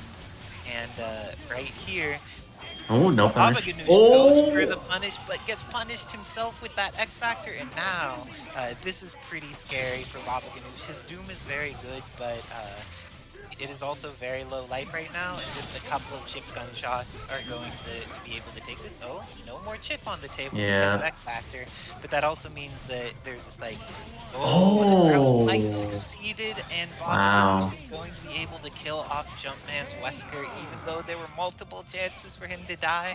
Nice job clutching it out with the Doom. He doesn't Very play this nicely as done. Zero or as Vergil, Doom is one of the characters that still does substantial work for him, and it's not like, oh, you killed the 2 top point characters and now his team's free. It's like he's practiced with all of his characters. Yeah, definitely Babaghanoush was practiced. I mean, even before he played this team, he had Doom on his former team with Firebrand, so definitely has experience with Doom, and so I'm not surprised at all. And he found the gap against Wesker there at the end to finish it off. But early on, Babaghanoush landing the early hits to take out Chris, hopefully. Let's see what happens. This looks like the end of Chris, but just because Chris is down doesn't mean that Baba has this yet, because Amaterasu is so threatening. Oh, did momentary blip there, but it looks like the players... nice projectile. Projectile reflect. Yeah, projectile reflects against Zero are always satisfying. When you see someone buster their own face in like that, there's just something that is fundamentally satisfying about that. I love doing that too. Jumpman, not a big fan of slowdown though, it seems to me. The Veil of Mist, we haven't seen like any of it. With all that meter. Well, there's not going to be any Veil of Mist this game. No. There is going to be Sogenju, which is another great investment in meter. An extremely good investment of meter. Man survives the incoming and gets the Phantom Dance out. Doesn't die for doing it. This is and gets the potential punish on Doom. What a confirm. Crouch medium? Is he gonna X? No, he didn't want to risk it, I guess. I don't like leaving Babaghanoush's Zero alive. It makes me very displeased with the chances of good outcomes. Oh no, there you go. Displeased you will be. Like, we know that Jumpman's X Factor Wesker has the potential to incoming blow someone up and that his neutral is really strong. I think even though getting a solid confirm there is very, very challenging because how random Phantom Dance can feel, that it would have been worth it to go there against Zero, because then you can't save your X Factor for next game, and now the lack of X Factor is going to do nothing again. Chris is going to die most likely. Chris is so healthy, but robots from the future, they are just much better than any of the modern medical plans, unfortunately. So, looks like Chris is going to die to this electricity, and oh boy. Babaghanoush still has plenty of resources left to go in. Oh gosh, I hate trying to block those Zero incomings. I'm sure Jumpman feels the same. But, falls out. Ami's not the easiest to combo for Zero. And Ami presses buttons sometimes. Interesting. Gets hit Slow by down. the missile. There you go. Goes for the slow, and is leaving Ami in. Oh, Gets the here hit we on go. Zero. I like this. No. Not yet. There we go. I like this. Okay, yeah, I like this. Okay, this is definitely nice. I hope it does. Okay, nice. I like the use of resources there. If you don't have to use X on Zero, that's good because it's still Vergil in the back. Definitely, if you could preserve resources, make sure you use what you need to, but no more. Exactly. I mean, it is important to take out Zero. I 100% agree, but I was hoping that he could do it without using X Factor, and sure enough, he's able to. And he went for a gunshot. Babaghanoush with a really good crouch light to punish, because if Wesker doesn't teleport, he's in recovery until he touches the ground with his gunshot. Indeed. It's worth double check. Would you X? Oh, well, whether you would or wouldn't, Babaghanoush would. Yeah, Babaghanoush would. Oh, here we go. Let's see. Oh. Nice. Not much of there's the mix-up. Very late. Awesome. Up. This incoming, is it going to dismantle? Oh, he had it? But he didn't have to confirm. That was such a good wait. Yeah, I was gonna say, and we got hit. He's not gonna get the kill. Oh. Okay, this is gonna be very hard for Babaghanoush at this point, but possible. Hard but possible is definitely how this feels. The happy birthday, but then stop pressing buttons. Babaghanoush, you need to learn to be more of a masher. Don't come on. NX Bride has an academy that could teach you how to mash better, because sometimes when you're hitting someone, all you need to do is mash more, and it would have been success, but looks like Babaghanoush takes that opportunity of Jumpman being too conserved in his mashing and rides it to victory with some very good Doom. the high level of gameplay and the power that's represented. Some people are like, I hate this match because it means I need to see twice as much Zero. Then there are the people at that other level who are like, I love this match because no matter what happens, I get to see Zero die. I think I'm somewhere between the first and the second option there. I definitely don't dislike seeing this kind of match. I do think it can be very interesting and fun, but Zero at the same time is extremely strong character, and you like to see some variety as well. So It's true. And looks like Yuli has been putting in the work and has gotten Romora's Zero out wow. of commission and Yes, Dr. indeed. Doom down to half life. Nice block on incoming by Oh Romora, my but gosh. not after that. Yuli, one of the few players that actually snaps Vergil in. He does. Like I have to Oh, compliment it each time because so many players do not snap Vergil, and yes. then they get blown up by it, and people are like, They "Oh, really Vergil do. players are so random." And then Yuli's like, "I don't want to be randomed out by a Vergil, so I will snap this character and get rid of him." And he has gotten Exactly. rid of Vergil, and on top of that, gotten rid of Remora's X Factor, which is pretty important because even if Remora doesn't have his Vergil or his Zero, his Doom is 1 foot dive away from taking the victory, Oh, and X Factor makes that even more likely for him to succeed. So it is great to get rid of as many resources as possible against this character or this player in this team. agreed. I really feel like Yuli has really upped their game a lot. Like I remember watching him, like a while back, and kind of being, I mean, still having, some of that random factor, but now I feel like there's more calculation that goes into the approach a little more than used to be, and seems to be paying off. Like you obviously can still tell that Yuli commits to certain mix-ups or approaches that are maybe unconventional, but it does work out a lot of the time. Oh, and his Zero got to live, and we have seen that Pixel Zero can make it, and Remora making sure this time is not a Pixel Zero game, at least not on Exactly. Yuli's behalf. Not on Yuli's behalf. Really pressing buttons against Wow. Zero. It's like, it doesn't matter that the button I'm pressing is many frames and zeros or nothing. Uh-oh. I'm just gonna press it. Oh no! And that's the Yeah. worst because on top of getting hit, he's not building any meter for this. So when Vergil Oh comes in, no. he might not even have a single swords available to just like take over neutral. This is Or- really a big deal if Romora can kill this off before Nope. the meter gets built. And Yeah, he I- does. Can't dimensional slash either, but can Hellbreaker. That was almost brilliant. Trying to get around the missiles didn't work out. Oh, he's gonna get hit by that projectile. Oh no. With that, That's Remora's she wrote? Remora's Nope. not going to tie it up. Remora is going to tie it up. I lied to you. He is going to tie it up. That And seems to be the pattern tonight, Isicera. You say that something's not, going to happen, and then it doesn't happen, but then it does. So I'm just a little bit different. Sometimes, it happens to the best of us. And if you would like to know Exactly. the future of these players, please click on that link that Free Feed has posted in the chat, the Matcherino, because definitely. if you want to reward someone for trying to block a Zero incoming mix-up, because that's hard work. It really Get is. them an extra 25 cents just by clicking that button 3 times, essentially, and you're done, and you help people have a better experience and Ooh. acquire resources. Really Agreed. getting the beginning of the confirm, but then dropping the Sogenmu section, and because he activated it, again, meter is so important in this matchup. Oh, and nice. He's going to not build a ton of it. Dante's probably going to die unless Romora goes for a snap. Let's see Remora's it. going for kill in order. Yeah, looks like it. Not as afraid of the random virtual moments, I guess, because very confident on the incoming. Yeah. Oh, no, hold on. There is a chance for a random oh no. Not anymore. Nice job confirming lightning. Uses the X factor, and now he's going to lose his Vergil, or Mora going up 2-1. Okay, Romora starting to assert some control here. Early on, it looked like Yuli's a little actually more defensive style, letting kind of jam session kind of sit out there and hit Romora. Was working well early on, at least game 1, but kind of has strayed away, I feel like, a little bit from that game style.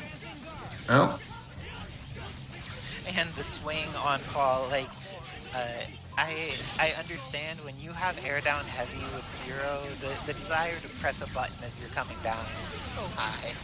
it is very high. And he caught Oh. Zero and picked up after that as well. Very Unreal. nice work to Yuli, but then drops the follow-up. Should be able to Wow. still get the kill on Zero here. Okay, yes. And Doom loses 3/4 of his life. And it just to come in and not die, though. And coming in and not dying is a great situation against Zero. It's Very pretty good. uncommon. Definitely pretty good to not die. Wow, punishing Dante pretty bad. Oh, nice. I don't like that. Punish him. There's a Zero punish available. Yeah, in that situation, like, even if he had killed Dante, if Zero gets the punish by command dashing behind the super jump into heavy lightning buster release, he could have been in an incoming mix-up with Vergil, and that's bad. And now That's true. is in an incoming mix-up with Vergil, Oh. and is able to survive it. Uh-oh. Hold on. Rapid slash and is able Wait to a second. Yuli's Vergil. Let's Uh-oh. see if Romora gets a kill Oh. on Zero as well. Outbuilding any meter. Oh my for gosh. Yuli. Get that emoji ready. Get it ready. Get it ready. It's gonna be Yeah, chaos outplayed. It is. Yeah. It looks like Romora may have KH outplayed Yuli that game. And 100%. if you want to be able to use those emotes like Fetus or Goken or Spec and Zenpool and Psychelic in the chat, all you need to do to get those is subscribe, and you will get those and other cool emotes that you can use both here and in other streams. Yeah, very convenient to say the least. Definitely, all you gotta do, guys, is subscribe and you get access to some amazing emotes that just like the one we were using, because outplayed is gonna happen very frequently. If you don't snap in Vergil, Yeah, so this is outplayed is just a reminder, do what Yuli did, snap Vergil when you need to. exactly. Romora is a great outplayer, and in this situation has got the momentum with Zero, killed off Yullizhez, and that Air S is not going to be able to confirm, but this is going to have the DHC into Spiral Sword, won't even need X Factor for the kill. This is good. Does Nice. Spiral Sword, That was very interesting. That did not work out. This is not working out. I think this is on a scale of 1 to not working out. We're closer to the not working out side. Oh my gosh. Yeah, this is definitely on that not working out side of that scale. I find that scale comes up a lot when you're fighting Zero and you leave him with 1 pixel. It really does. Scale is very common and useful metric for that situation. It really is. And Romora makes the not working out scale to its maximum value, because the most level of not working out is when your characters are all dead. With that, Romora goes up 4-1, taking it over Yullizhez. Oh my god. About the evening. We're gonna see. NickBad definitely put on quite a good show the first match that I saw him playing, so we'll see if they can keep it going here. Backing it up though, not wanting to take any risks here. Yeah, oh, just this up. X Factor, Deadpool, nice. Keep it going. Very nice. Alright, Vergil though. We got Vergil. Are we going to need some KH outplayed emotes? Or Yeah, we probably will. No, oh. This is going to be no, we will. will. Still yeah. need it. Yeah, go ahead and get it ready, guys. Chat, do you think that we're going to need this? Oh no, especially when there's 2 of them. Oh, wait, you got hit. Nice work. NickBad still has not enough, I don't think. Maybe? Is it I don't enough? think DHC quite kills, but this is going to use the vast majority of X Factor time. Oh, and he gets the teleport nice. mixed up with Vajra. Nice Wow. work to NickBad and sealing it out after a situation that could have gone very Yeah, it could have definitely been very unfortunate, but it worked out. So NickBad gonna take game 1. Did take game 1, but then eating a lightning to the face is not what you want to have happen. But there have been multiple potential confirms that didn't turn into a dead Captain America, so NickBad gets another shot at life and invests it wisely. If you are given another shot at life, using that to kill Zero is a great way to invest the chance that has been blessed upon you. So 100%. Kills off this robot with the DHC, and because it's a cinematic, is going to have the standard timing for the incoming mix-up, has full opportunity to try attack back into cap. Oh my god. Oh, missed a button there, it looked like. Oh. Multiple drops, but even with the multiple drops, still looking good for NickBad. Let's see if there's going to be any snap. Oh, I would have liked to see a snap. I also NickBad. snap. NickBad. NickBad has confidence against Babaghanoush's Vergil. I'm not sure how well-founded this confidence is, but he has it. Let's see what decisions... Oh, and there was one chance that he could have lost the entire game out of. He could Let's see have. how many of those exist after that Oh, other... nice dash up there. That is Bob... where you want to catch Cap is, you know, in that vulnerable spot after he throws the shield. Oh, Babaghanoush very stable at using his standing light to anti-air. Just because it's not a maximal one like Magneto does not mean that it's anywhere bad as far as anti-airs are concerned. Gets the hit on Strider, has level 4 available, and kills there we go. Ninja. Done. Oh, and it Wow. looks like the Fruity Fetus has gifted a sub to Neo as the Unreal. wonderful member of our community. Thank you, Fetus. We'll have to see. Neo definitely a fan of getting those bets going and did a phenomenal job, I want to say, also at Texas Showdown that happened recently on the mics. I definitely appreciated seeing some Neo and Yike commentary. So here we go, though. Game 3. And this time, Captain America is taking a lot of chip damage from the various pokes. In the previous set, there had been a decent...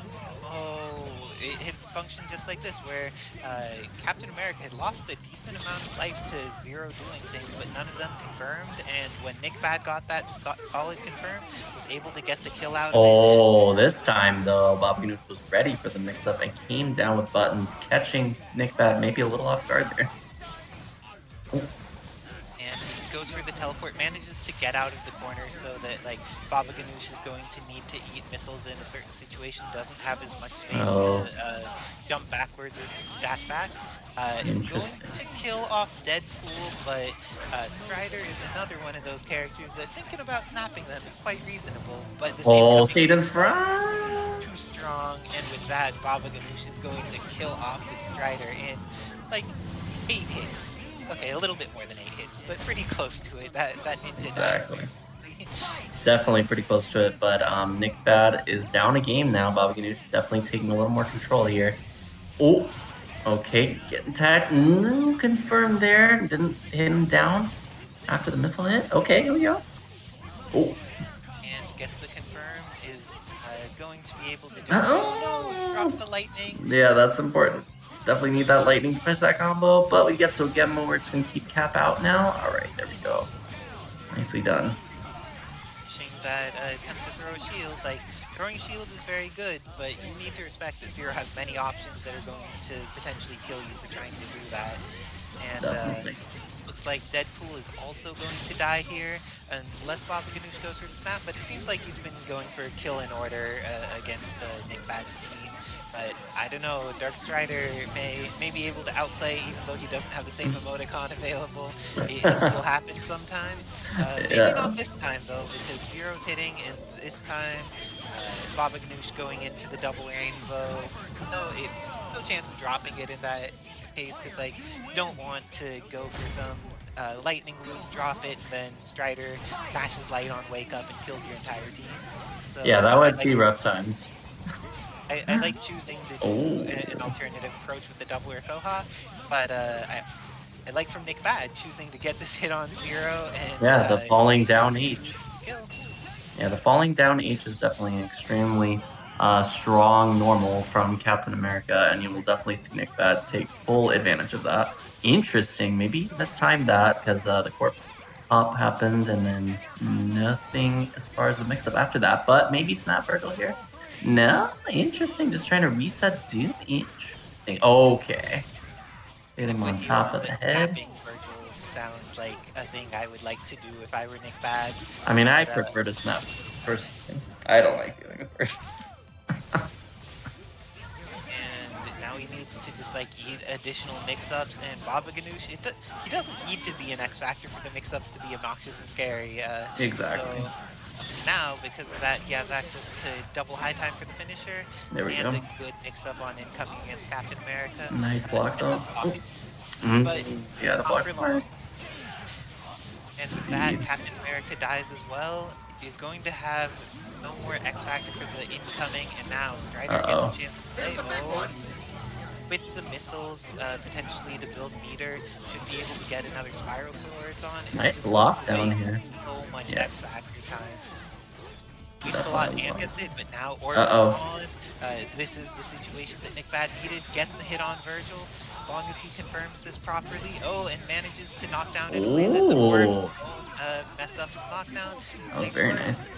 But now, one hit from either character can take this. Strider has advantageous neutral here, but Babaghanoush, oh, Not is enough, I NickBad don't going to do think. the right combo? Not Does it? enough. Now, I don't. Letting Babaghanoush get another chance to live with his doom, I think, is a very risky proposition. Very Like, risky. it will only take a crouch light, and then Strider Oh. dive for it. And this is what happens when you kill off Zero and you kill off Vergil, and you think that your life is fine, but then doom still remains, and your Strider has been defeated. Seems like Surge was trying to get out, something for him to do, saying in the chat, Bird, but couldn't get it out. Bird Bomb, I think Surge was going for, but I won't comment on a lot of what's being said in the chat. Just know, guys, that hard mode refers to the difficulty level, nothing else. All right, we're gonna continue now. Is hard mode difficulty above or below rock? Because rock mode seems pretty difficult, but oh, it looks Rock like mode is difficult. we don't have the names on yet, I think, because Not quite. I know that Babaghanoush is a hype player, but I do not have any accustomedness to his Magneto doing these things. Me neither. Jibrill versus Zenpool, in fact, and they both have 3 bars right now. That looked like it was going to be Happy Birthday. Turned out not to be. Snap right out to Akuma. Lands a hit instantly. Wow. Very fast-paced early on. Okay, get this quick TAC. Gonna try to finish off Akuma here. Doom is bleeding a lot. Probably gonna tag him out right after this. Yes, indeed. Oh, had the hit. No confirm, though, from Jibrill. Nice scoop. Can he get close enough to confirm? Nice. Alright, at this point, Snapping Phoenix won't do too much. He'll probably just confirm meter off to Magneto. I like killing Magneto. Like, Magneto is still threatening. Get rid of that character, and this way Doom's going to lose a decent amount of his life. There's 60 seconds left on the clock, which is plenty of time to play neutral. Doom has a hard time against Deadpool, especially like this Doom does not have any of the support assists that might help him make this a little less miserable. So Yeah. he just needs to tolerate it. Phoenix, on the other hand, is much better at getting in on Deadpool. Or in this case, Psylocke. Oh yes, Psylocke. Sorry. I am accustomed to seeing this character in relation to Magneto pressing short and killing something. Exactly. But, looks like she still has 5 meters, isn't getting the confirms that she desires, but manages to just keep getting raw hits here and there in order to get the confirms needed. Gets the hit on Ryu, has X Factor available, and goes for not invests the resources. Okay. And There we go. The punish on thanks to the pop. Messing around. Up 1-0. Messing around a bit much there, maybe from Jibrill, but nonetheless, still managing to finish off Zenpool there. So here we go, game 2. Looking good. See some guns going on, setting out those grenades. I like the use of the Rock's assist. It just has such a long duration, covers such a height range, and let's see if a TAC is coming here. Oh, went for a reset. TAC reset instead. Yeah. Went for a snap there. That's a very interesting choice for a player that needs meter as much as a Phoenix player. But It is. Jibrill just going for it, is going to have the fight available, but doesn't. Oh, very nice work. Zenpool realizing that with the forward shot, will be able to push Magneto to the point that he doesn't have a good punish, but if he had gone the upward shot to try and punish, there was a chance that Magneto would be close enough to do like a dash crouch fight or something. Exactly. But reset by Jibrill, gets the hit on Ryu, dry tags into Doom, and that's going to build back red life for Magneto as well. Everything working out for Jibrill here.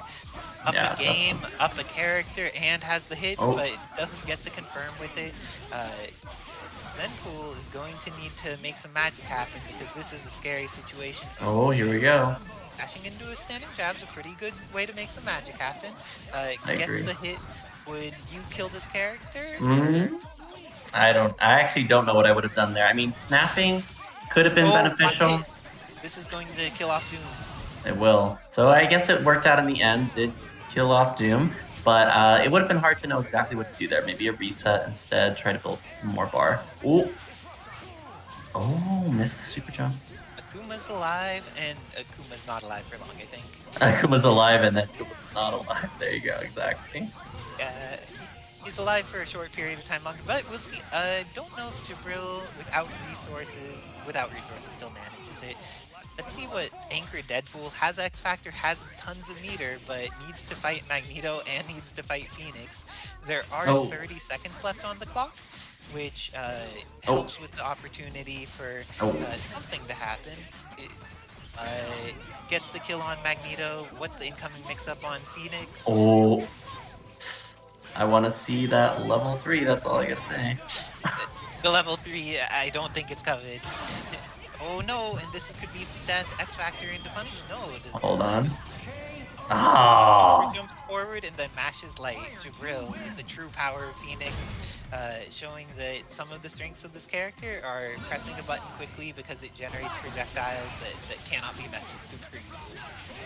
Exactly. All right, Jibrill has had a fast start most every game so far. Tried a TAC. Looks like Zenpool was ready. Gets a confirm. Thanks to Akuma. Says, let's see if we can finish off Magneto. Looks like he's going for the kill here.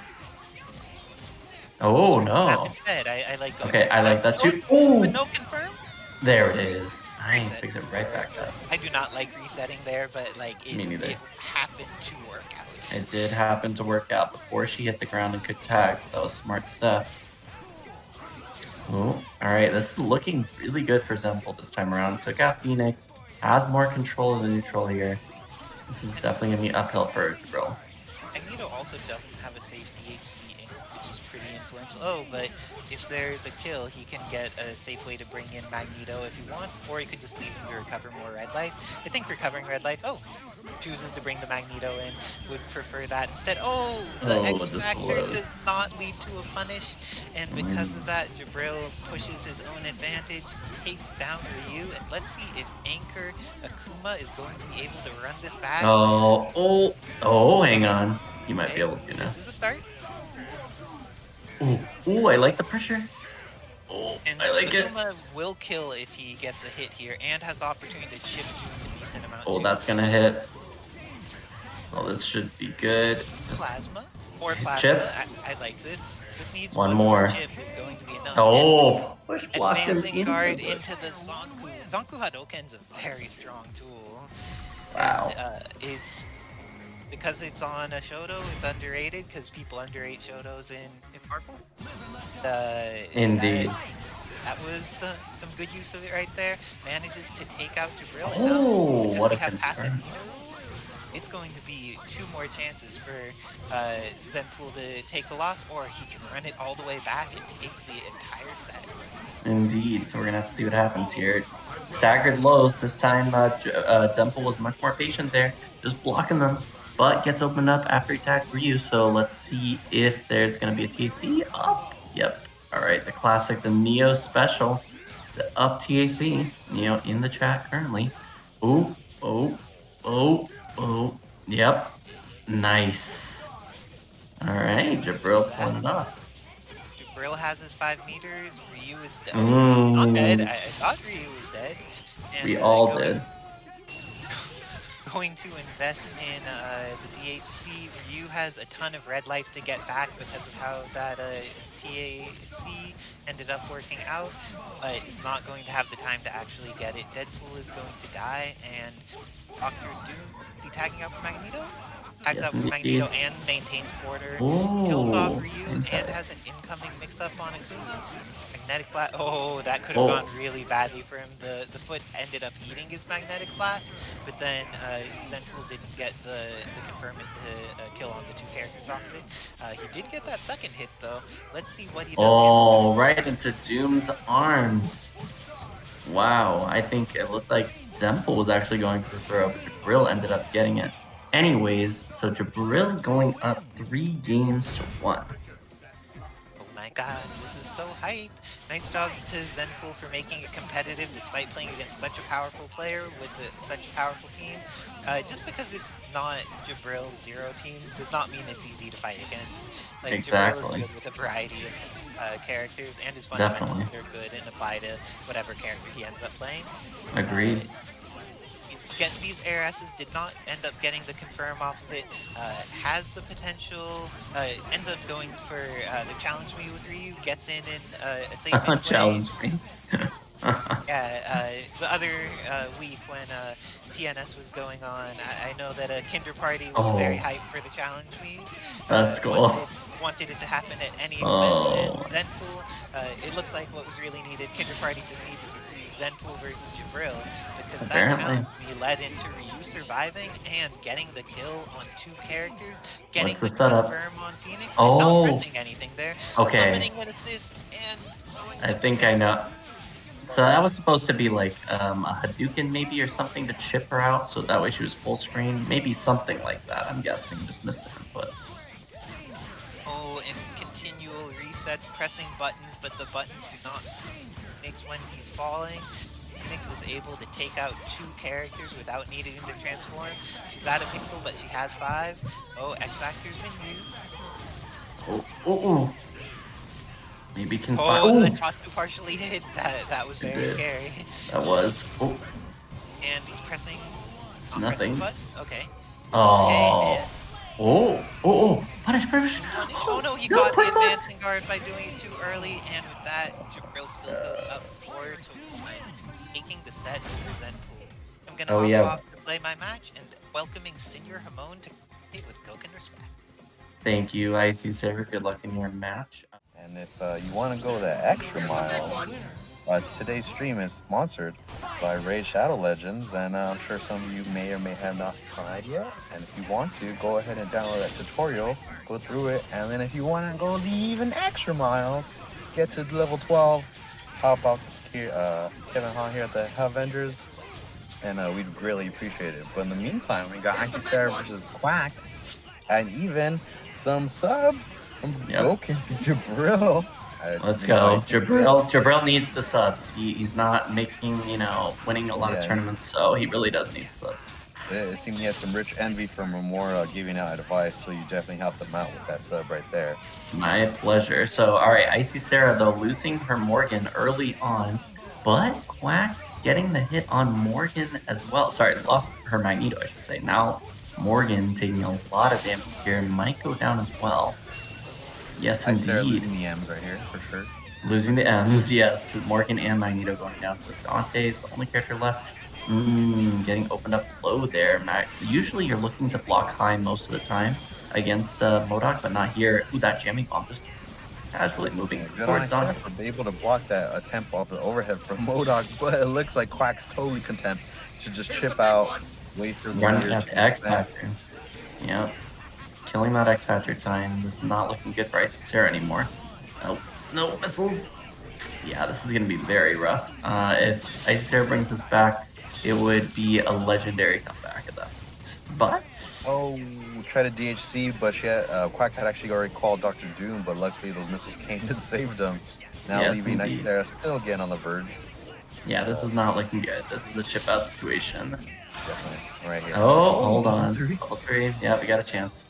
It's not over yet. Yeah, and Isicera still has that 1 meter, so can Devil Trigger immediately start healing. Got to watch out from those Doom missiles, I believe, from above. No, they didn't come down. I guess they went away. Ooh, and there's the first mix-up. Okay. Oh, no. Needs the Devil Trigger. Where's the Devil Trigger? I agree. We need a Devil Trigger. There you go. There you go. Whew, get back some life. Both of them? No, it just takes the blocking. Oh my gosh. Just gonna go for the hidden missiles. Oh no, too many missiles. Both cancel. Oh, you hate to see it. Yeah, too many missiles up in the air. Isicera was trying to recover red life with that double trigger, but too many missiles on the screen, so couldn't really make much use of the devil trigger and the lightning due to the missiles. So we'll see how she fares this game around. Yeah, it looks like some good adjustments already. Isicera starting to put a bit more forward. But Quack just as much with the little feet pushing forward again and actually getting the hit. Attempts to do a reset, but Isicera already flipping up, getting right out, switching sides, says back off, give me the space, and especially with the meter advantage right here. Oh, gonna get the hit actually. Gonna DH into Morgan. Get some Solstice on the screen. We didn't get to see this last game because Isicera lost her to Morgan and Magneto very early. Oh, Oh, the falliness. yeah. Into the Does pickup. Quack have enough meter though here? Gonna have to go for reset. Nice roll forward, but no combo. Was even able to get the confirm. Oh, but missed the pickup into immediate Shadow Blade. Nice from Isicera. Even is able to get the safe raw tag. Ooh, and the Dante assist snatching that MODOK right up for Very Magneto. nice. This is definitely going to be a dead character, I believe. Oh no, just slightly the meter. Oh The no. grab. Forgot about the killer illumination. Did Now, Isicera, or maybe wasn't thinking about it at least. Oh. Yeah, in the Quack meantime, it MODOK down. totally content with analyzing. Oh no, crouch blocking is not the best thing you want to do versus MODOK. It's all those overheads, but you do want to block down because it's nothing but mix-ups at the same time. And MODOK just Exactly. kicking Morgan out of here with his feet. Oh, attempt for the cross-up, keep Dante locked in that Missile. corner. Nice. Nice. Got around the Just missile. Get out of the way of the missiles. Okay. X-Factors immediately. Gonna have to optimize this combo here. Has enough. There I we think go. he's dead. Yeah, just Very there nice. it goes. Now it's up to Nice. Sentinel, the big robot. Lots of my guy taken by the hard drive. Oh, didn't get the right hit. Oh, this is big. Okay, now Isicera can do this. No, not getting the punish. Oh, the boots just from max range clipping Isicera and giving Quack the second round. Wow. Impressive stuff there, to say the least. Quack definitely looking for those air M's. Definitely one of Sentinel's best tools. So, Quack now up 2-0. Yes, indeed. Oh, happy Got both birthday. characters. Happy birthday situation right here. Definitely looking good immediately for Isicera. Yep, goes to the super. Gonna DHC. Oh, missile All the shower. meter. Gonna keep him up. Oh yeah, she just look as you noticed. Isicera pointed the X-Factor. missile showers down just to ensure that it picked up both characters. No X Factor there. Interesting. Oh, it still grabbed Dante before he could teleport. Amazing. He wasn't out of that animation quite yet, and so MODOK says, I'm still here. And just Oh, tries to snap. switch out. Snaps him out with, well, he's jammed. This is going to be a problem for Isicera later on, but let's see how this plays out. That's a problem for later, Isicera. For later, yes. Morrigan's just gonna keep up, chuck some good old Soul Fist, waste out the X Factor time. And now this is definitely looking in Isicera's favor. Probably gonna start turning around and gonna give the chance pop to Isicera to go the distance again, calling assist. Oh, but Sentinel just Shadow Sentinel didn't get out of there. Actually, No, took a Sentinel little, did not. little knock damage. And now it's a little scary. Oh, boy, it's honestly, not good. Decision on Quack to switch out. You know, just Maybe. kind of have that feeling, at least have some kind of option available, especially because you don't have X Factor. And just grabs, goes in for the dash, but Isicera blocking low, is not afraid of the robot.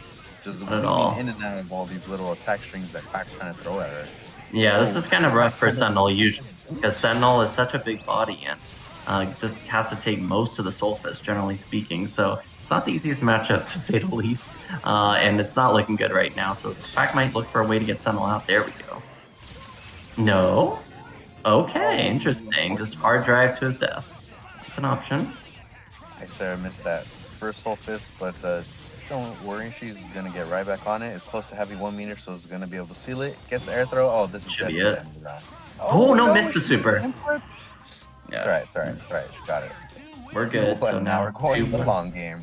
Exactly. You took the words right out of my mouth. Exactly. Going to the long game. We're going to 4 now. All right, let's see. And keep the pressure on. Ooh, getting tied by the disruptor, but Quack's okay with that. Just trying to apply the pressure. Isicera being content with just hanging back, building major, realizing if Isicera she's realizing that she has more meter, she has more options. Oh, an option just got closed out right there. But if she has more meter, she has more options to actually fight and do something against This this is true. somewhat potential defense that Quack's giving. And oh, Definitely. even gets the little feats, and now Quack's gonna start, and it's kind of almost evened up. Magneto's trailing on the Blaze of Death. Is gonna GHC safely through Morgan. All right, let's see how this goes down. All right, Quack is Oh, I agree. It's definitely a very good angle from MODOK, but Quack doing the right thing here, just stalling the Astral Vision. Ran out, but got hit on the way down. He's not able to get the confirm from the jam session. Good on Isicera for not dashing or anything, just kind of hanging and blocking it. Nice. Oh, but gets sniped. Quack has just been so good with those small little snipe of his beams. Really has It's been. slowly but surely adding up and building the meter, especially with on top of Oh, Doom missiles.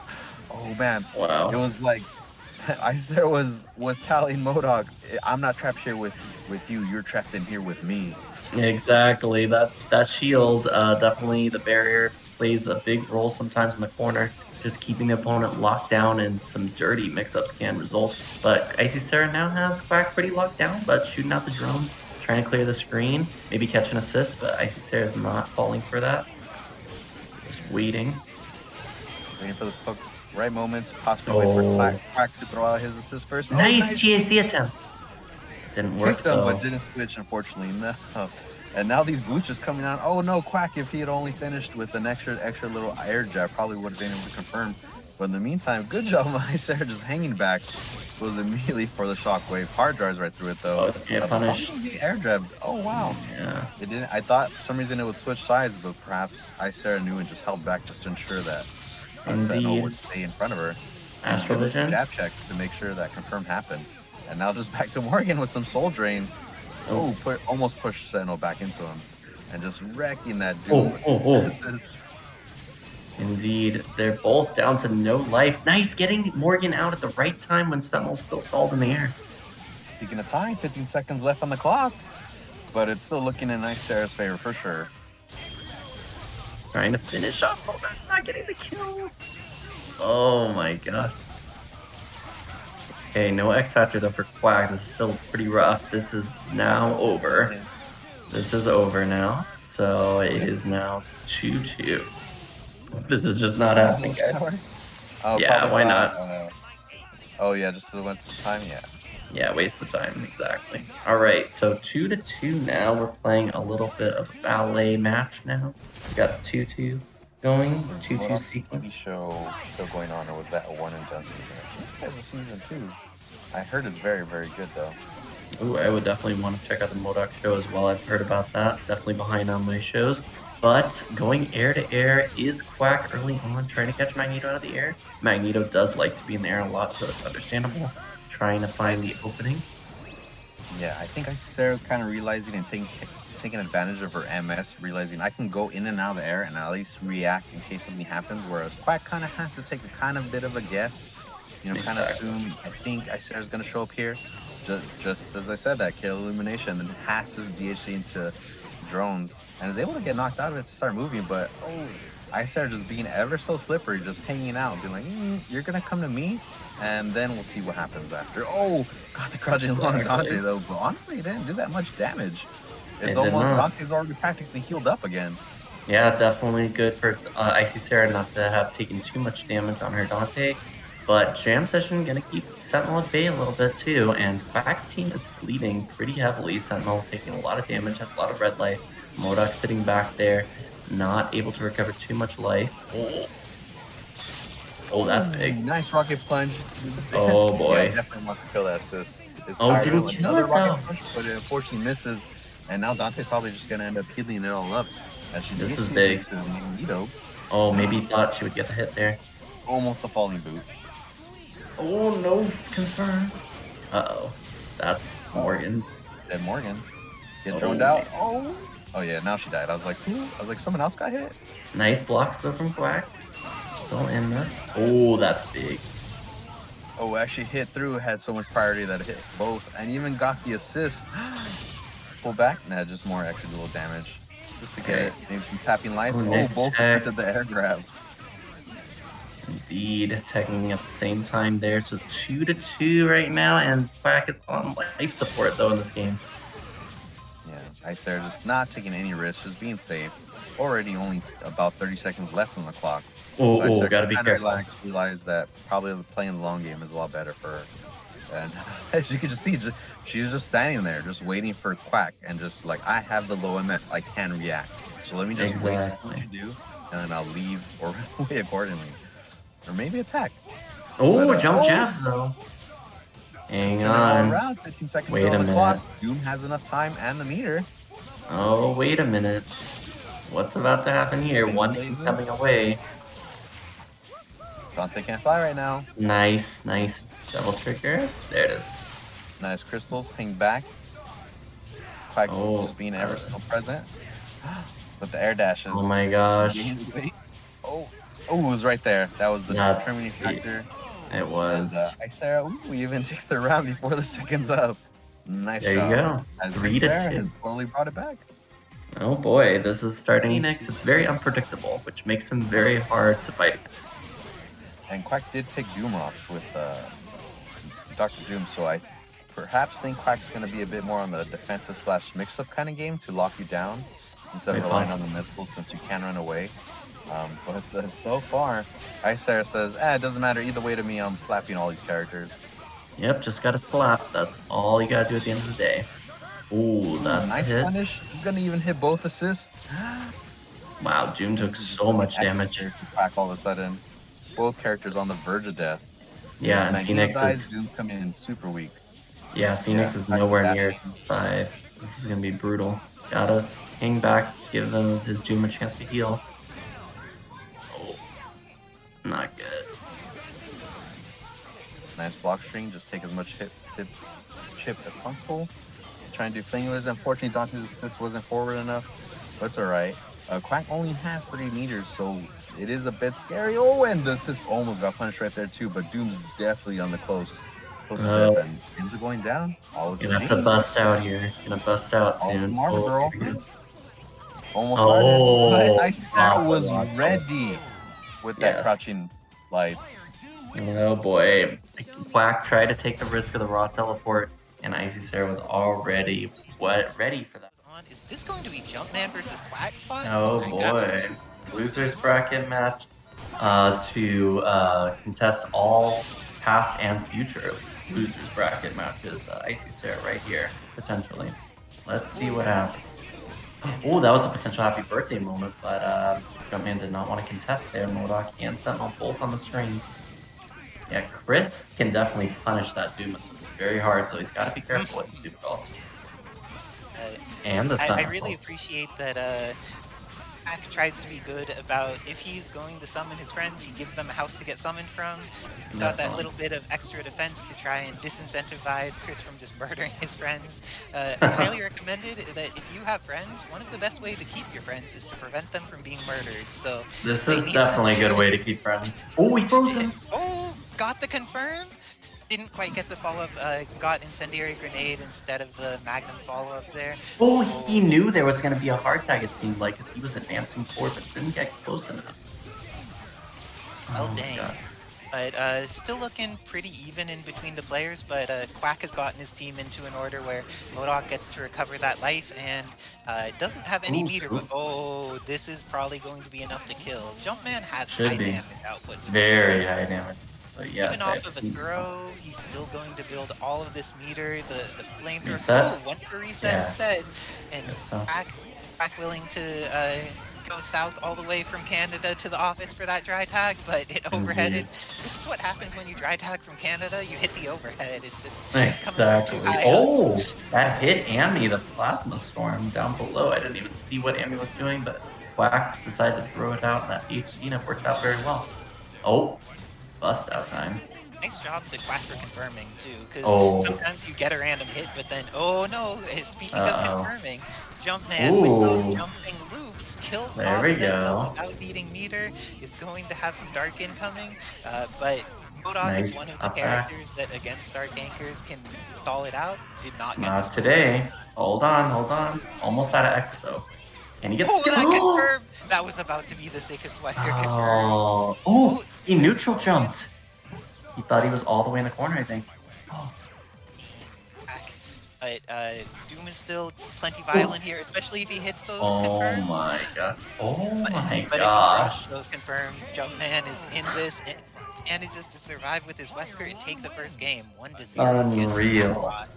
The series of drops there were very painful to watch. Quack definitely had multiple hits, but taking early damage on his Sentinel, almost 3/4 life, but getting the punish there on Chris out of the air. Probably going to go for a reset here. Yep. No, it didn't connect. It did not connect. It didn't, but that next mix-up was just too fast. Jumpman was not ready for it, especially on 70 MS, because he's not playing from exactly right next door to the Wednesday Night Fight server.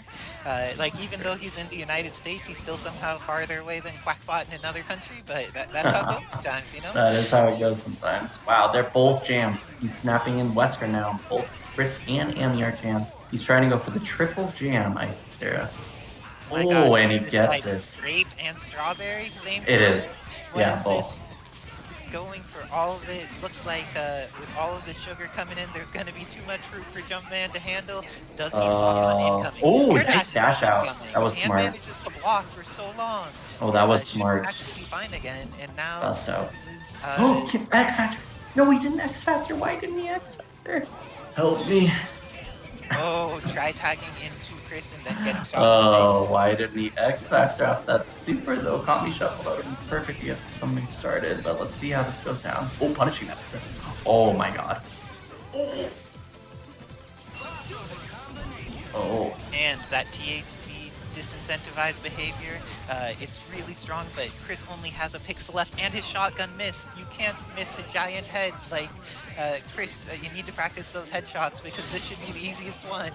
It should be. It looks like Quack, too evasive with the giant head, able to avoid that shotgun, get the kill, and then start a slow missiles and drones game to disincentivize Jumpman from moving forward, gets him back out to full screen again. And oh man, he's at time with this. Oh, nice! I liked that attempt there, but didn't get it. Still has a chance. Okay, he has a meter. Gotta use it wisely. Yeah, Quack is trying to bait it out. Quack is baiting it out. Smart. Quack is playing smart right now. Definitely. I like not over-engaging. Oh, and that trade with the... Oh, gets the hit but doesn't get the confirm. Oh my gosh.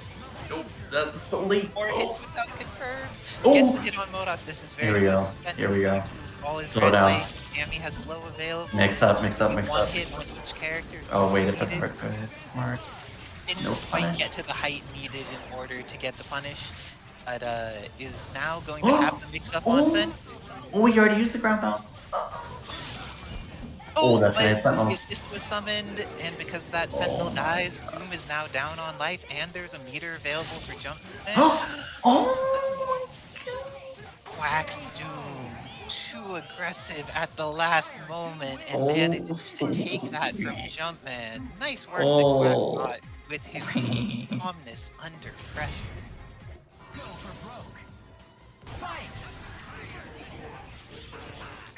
Yeah, that was insane. Oh my goodness. Oh Lord, I'm just like speechless after that. Wow. Well, Chris is willing to tell us that there's some fire in the hole, is able to tell us that it's time to eat lead. He has lots of mental things to inform us of. And getting those magnum shots, my gosh, Doom is eating there. But the Doom missiles were enough to catch both Amy and Chris, just like stop that hyper from going. Now, after looking incredibly bad for Quack at the start, it looks much more reasonable. His Doom's getting back his energy. Hyper Psionic Blaster is going to let him potentially confirm. Nice. And with that, maybe able to get the kill on Chris. Oh, goes for Did the he snap. jam him? And I couldn't tell. He Alright. got the jam in, and he got the snap. Wesker's coming in. His gunshots are being obnoxious, but they're not leading to kills yet. Start bringing Doom down just a little bit more. Just a bit. Alright, get Sentinel in pretty safely behind that barrier. Trying to punish an assist. Oh, and my avoids God. the missiles and hits Sentinel. Every single thing that needed to happen happened. Oh, wow. That Sentinel dies, and it's up to Dark MODOK. And the Oh, cross under. The Elvis nothing but a hound impersonator. dog. It all ended. Oh my gosh, yes indeed, it did end just there. But so just like that, Jumpman's up 2-1 now on Quackbot. This is loser's bracket, so someone's getting eliminated very soon. But we are going to 4 games. Don't forget, first to 4 here because they both have one on the board at least. 2-1 though currently, and Quack doing quite a bit of damage. Here, going for the classic jam into reset. No snap this time, just resetting it. Wants to take out Chris, does not want to have this character punish his assist later. Okay. I guess he's gonna snap. Well, if he gets it down to very low health and access to the jamming bomb, oh, double jam. Oh, double jam. You Okay, gotta get the triple jam. let's see. It doesn't get the triple jam, just gets the combo. Will be able to confirm off of an Amy. Oh! Oh no, almost That would have had been it, very but nice. not quite there. MODOK, incredibly mobile character at a normal jump height, because even though he doesn't have light blinks like a Magneto or a Trish might, still has access to double air dash near ground height, and it's just terrifying. It Let's see if really he can is. chip out Chris. Oh yeah, that's gonna Going chip. for that shot. Oh, crossover.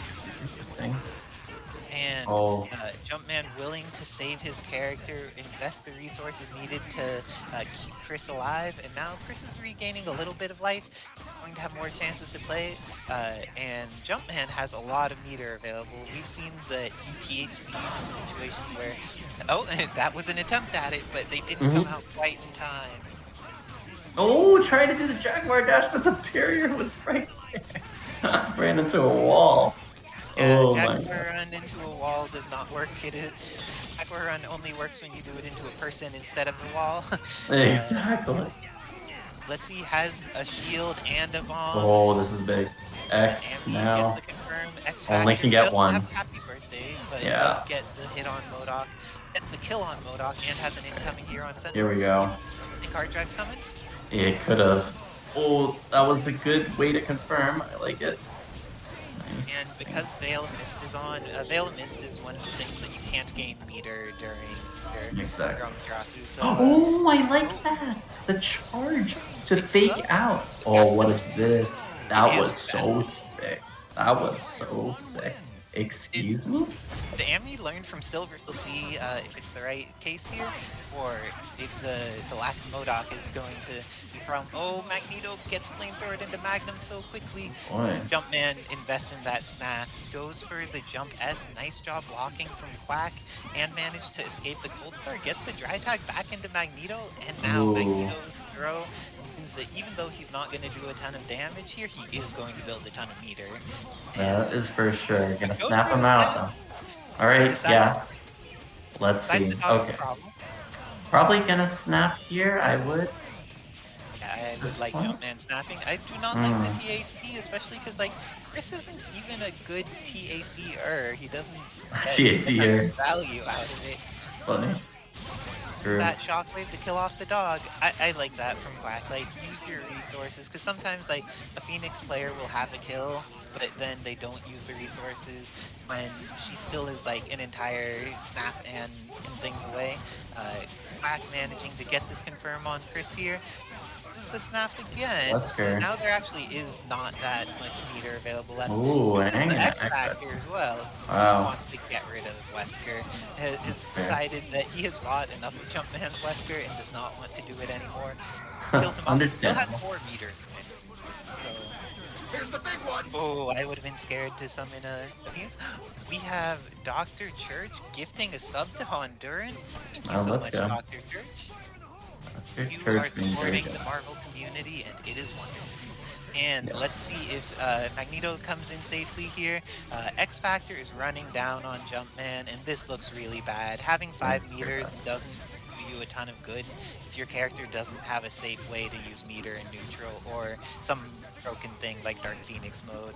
So Exactly. Pretty much has to play reactionary game here. Maybe spot a level 3, but hoping to save that probably for Doom at this point. But not going to work out, getting hit by the overhead.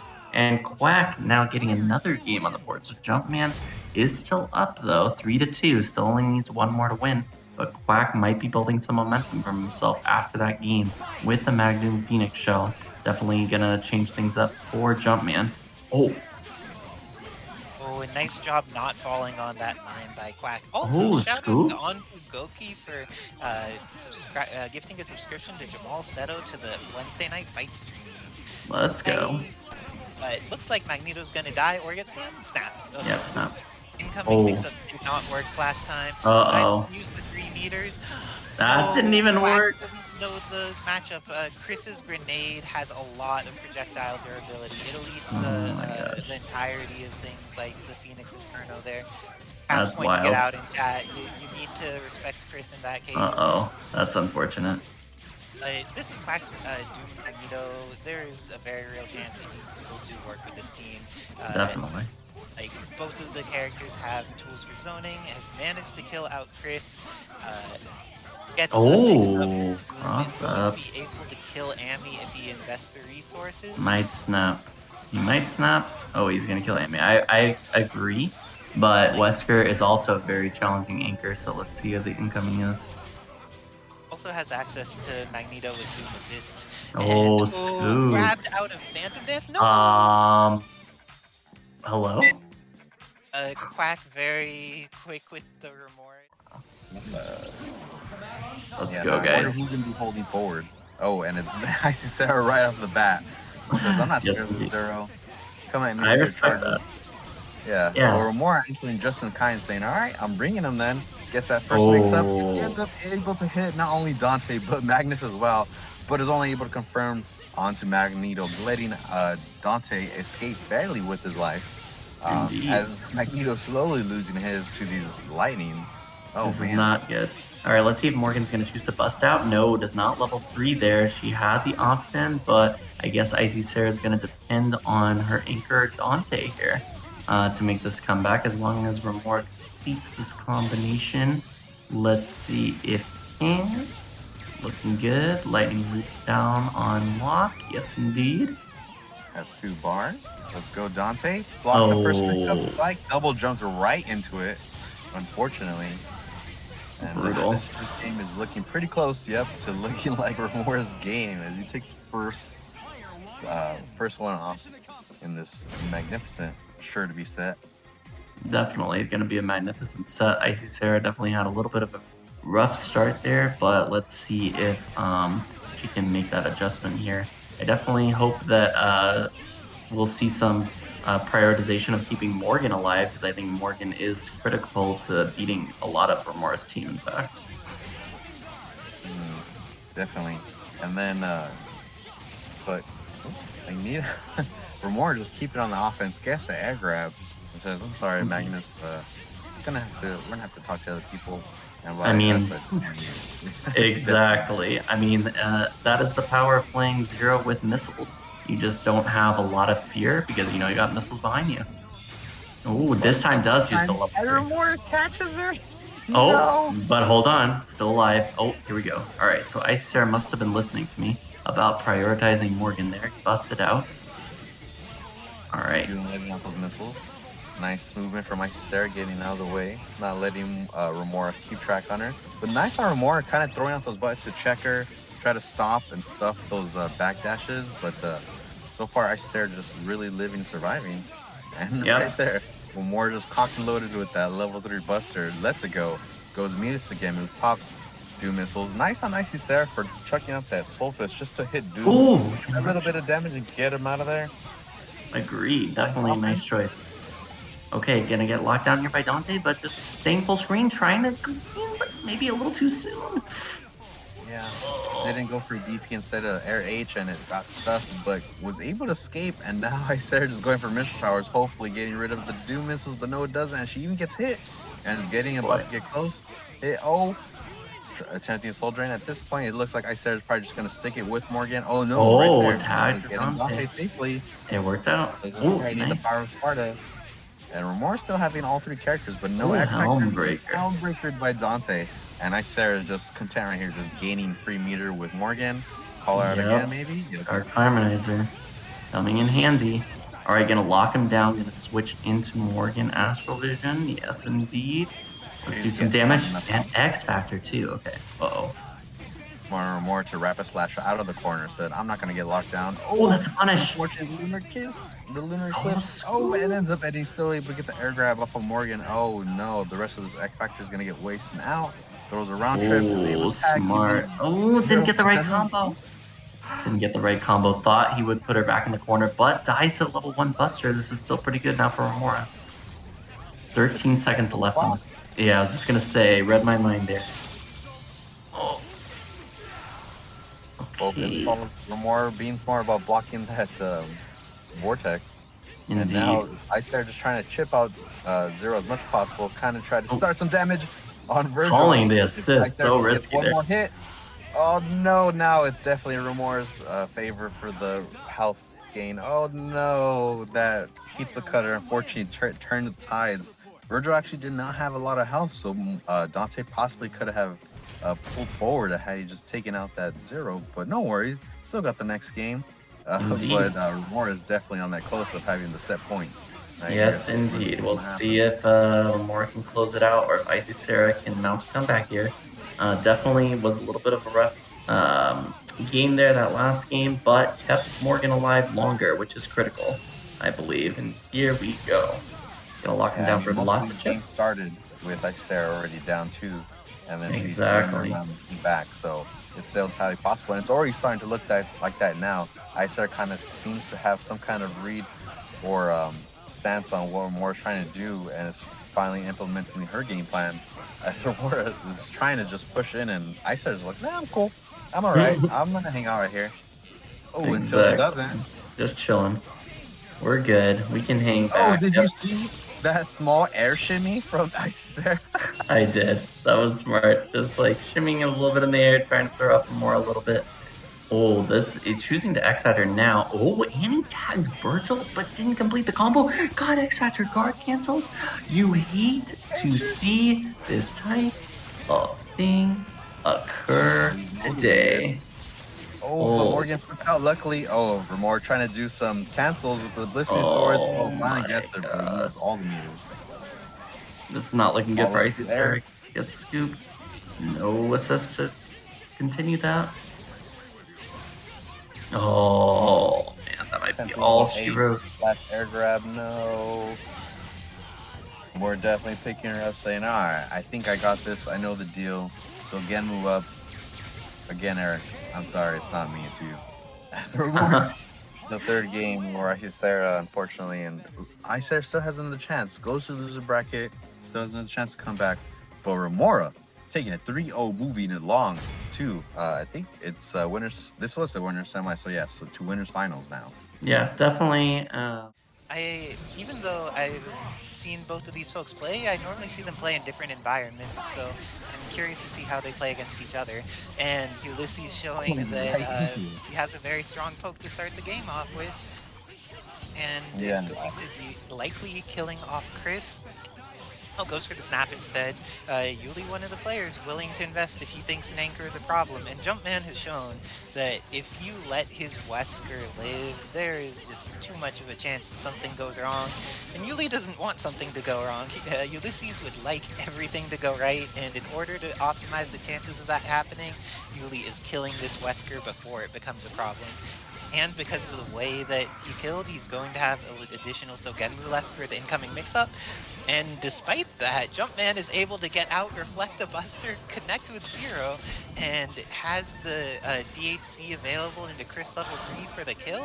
This is going to be the end of Zero because Zero did not do the right thing in preventing Amy from being a threat. Nice work. Zero went straight to the ground. And but this is still a very solid shell for Yullizhez. Has meter available. Goes for a poke snap. That is a very interesting decision, but that being able to harass at that range and just throw some air plays out gets the confirm off of rapid slash, and with that, this is going to either die or get snapped here, depending on. Goes for the snap. And dry tags in Vergil, has the opportunity to get him in, brings on the spiral swords. Senior Hamon, do you think that this dog is going to be able to take it on? Definitely, especially with the X Factor. I mean, Jumpman, although it's very smart on Yuli to snap in Wesker, Jumpman's Ami is just as much as a problem. As TA Wolf says, the dog Vergil. It's something scary, especially in X Factor. Has the mix-ups. Look at that Cold Star was just keeping Dante there in the corner. And oh my! As just I say that, Yullizhez gets the chance to jump out and is immediately going for stingers. Oh no! Catches Jumpman on the backdash. Is able to stinger now. It's all up to the Ami with one super. Gets acid rain teleport. Is able to block. Tries to snap to kind of start something. I love these snaps from Jumpman when he does it because it is able to hit confirm into more combos. Unfortunately, it missed. It just like that stinger from Yuli. Oh, but he gets hit by the rockets, and Yuli's able to confirm because of the X Factor timing to give up that speed. Just has to teleport. Oh no! But just waits and just hits him with some good old beams from the sky. Good job from Yuli. Yeah, Nice definitely work to because both these Ulysses. characters. Knowing that Thunderbolt there, what range it would work at, in which possible ways Amy could tech after getting knocked down there, after dropping it, still having a good defensive maneuver available. Sorry, I didn't mean to interrupt, Senior Ramon, but it was just extra Oh hype for no, that. I am extra hype as well. I mean, this is definitely like a battle of the guesses slash, because both of them being both in 70 MS, they're not going to be reacting, but definitely just trying to read one each other. So this is definitely a battle of the reads. But Yuli does not want Jumpman to give Jumpman a chance because even if Jumpman isn't reacting, just the natural attacks, quote unquote block strings, if you're actually blocking like Dante isn't doing, are just so good and airtight that it makes it impossible to kind of want to plan something around this kind of offense. It's going to explode off the grenade. Oh, X-Factor cancels, make himself safe, but Chris is safe there in the corner with his own grenade. Oh, but unfortunately, never mind, gets Rapid Slash. Yeah, Yuli just throwing these, almost you can say kind of set play, but they're more like, they're confirmed that aren't really into set play, but definitely into extreme of actions. But just speaking of action, Jumpman whipping right into it, trying to X-Factor cancel, is luckily able to cross his Vergil and just slaps him right out of here and says, give me your other brother. Oh, what a nice H teleport back to the ground. He still ends up behind Dante. Yuli was not able to block that cool star mix-up as he ties it up 1-1. Now, Isicera, do you think Yuli's gonna just hit rematch or just stay in? Oh, yeah. Oh, no. Yuli, it's one of those things where it's like momentum can happen in this game, and that was very fortunate for Yullizhez that he only got hit by the beginning of the fire and then fell out backwards. Jumpman is very good at confirming those if it's more than just like 1 or 2 hits, and because of that fallout on the fire, honestly, this is why Jumpman's Chris is going to get snapped to the back. And okay, in that situation, I don't agree with the snap, because if you're snapping in the second character, killing is going to bring them in anyways. And along with that, if you kill them, there's still that, the person that was on point is in the mid position instead of going back to anchor, so you don't even get to like mess up their anchor. But looks like Jumpman entirely fine with this situation, and Yullizhez is going to pay for his transgressions. Jumpman doing the damage, has access to DHC if needed, but doesn't need it. Do you think that he has this incoming mix-up? He does! Senior Ramon, do you think that Dark Zero is going to come out and play here? It's gonna get a chance, but if Jumpman doesn't give it to him, it's not gonna happen. Oh, he got the buster off, but good smart on Jumpman immediately backing up into his grenades for safety, but it doesn't work out as he just gets projectile to death. Now it's up to Ami, attempting to do a super, but it just didn't work out. Yuli stuffed it immediately, said, no, I'm not giving you a single chance to move. But, of course, again, it is a question, Isicera. Is Jumpman gonna make the comeback again? Whether or not it's Ami or Wesker? Well, it seems like these characters are threatening regardless. Goes to use the hyper again. Dante fell out, which is very fortunate for Ami, but Zero still being in, got the hit, is going to be able to kill off this Wesker. Doesn't even need to do the hard combo. Can just do like 1 Buster, 1 Lightning into level 3. Goes for something a little bit more challenging, still gets the kill off of it. Yullizhez going up 2-1 against Jumpman. And Yuli going back right into it. I like that Yuli is either mashing to keep the momentum for building or just keep his momentum building consecutively. Oh, and even just got the cross up, but Jumpman said, psych, I know that's not a true attack string. I know I'm going to hop out, and is able to start getting the revenge. Got the OTG, brings it back to the ground, a Gundam shot, and immediately Team GHCs to get rid of the Zero. Probably going to do another flamethrower. Oh, has to super just confirm, but I would too. You never want to keep a almost alive Zero remaining, because that's when they're most strongest. And just throwing out all these fists, trying to get Yuli to fall into these fire grenades, but Yuli is not biting at all. Instead, is just pushing forward, and Jumpman is totally content with that as he gets these hits on Yuli's Dante. Now, do you think it's going to go for a Helmbreaker on this Vergil from Yuli? I think that on incoming, I'm going Dimension Slash this time. Nothing. Yuli, oh no, it is Dimension Slash, but it was Patient Dimension You had the Slash. read? It was the Patient Dimension Slash. Normally not a word you associate with Dimension Slash because most Vergils are just doing it, but Yuli knew that he needed to block, gets the hit on Ami, is going to be able to evaporate this dog, and what's the incoming mix-up on Wesker? Backs Just up. waits, gets the hit. X Factor is going to run out, but I think that damage happens fast enough that Yuli still manages to take this game, kills off Wesker, and goes up 3-1 against Jumpman. Tells him, sorry, Wesker, I'm the new Dark Factor now. And start of the match, uses some jam session, gets the hit, makes sure to go for the launch because he didn't want to stay on the ground for fire grenades to do something terrible to him. Managed to fix the combo in multiple ways. Nice work to Yullizhez. Goes for the snap again. I still don't like snapping against this dog, but like I guess it's what Yuli wants to do. And wiseness from Jumpman. Dog is a small character, but like if you kill Chris, you still get the same mix up on Dog, right? Yeah, that is true, yeah. It probably just doesn't want to give Chris any utility at all by getting rid of the dog. I mean, Cold Star is a really good mix-up, and Jumpman's very good at utilizing to mix-up. Probably just wants to kind of get that away and not really think about it and keep the matches still kind of a standard of you're fighting Zero, not, oh, Zero's fighting this other character. It's like, no, I want to keep it as one-sided as possible. And along with that, it could have been a really good mind game as well, because we saw the first snap was against Ami, and then Ami could press her light on the way in because the button is so fast. But then the second snap was on Wesker, so you need to have different options on incoming if your Wesker's coming in versus if you're a dog coming in. So I think that may have been why Wesker died in that situation. If that's the case, next level thinking to Yuli, or I may be overanalyzing his thought pattern on it, but it could be really smart. Yes, I mean, sometimes you'll think it's overly complex, and it's like, no, I'm just really just trying to hit them. Something super simple. Like, I just don't like that character when he's out. Yeah, and I understand feeling that way against any of Jumpman's characters. He's quite good with all of them, and especially when that Incendiary can catch your main, and he has the setup to hit Dante a bit. Not going to hit Dante a ton, but hit him enough that he's down to less than a quarter life. Is he going to use... Oh, did not have Rapid Slash quite correctly timed. And now the $1 million... You just try to shoot him with the Magnum? Yes.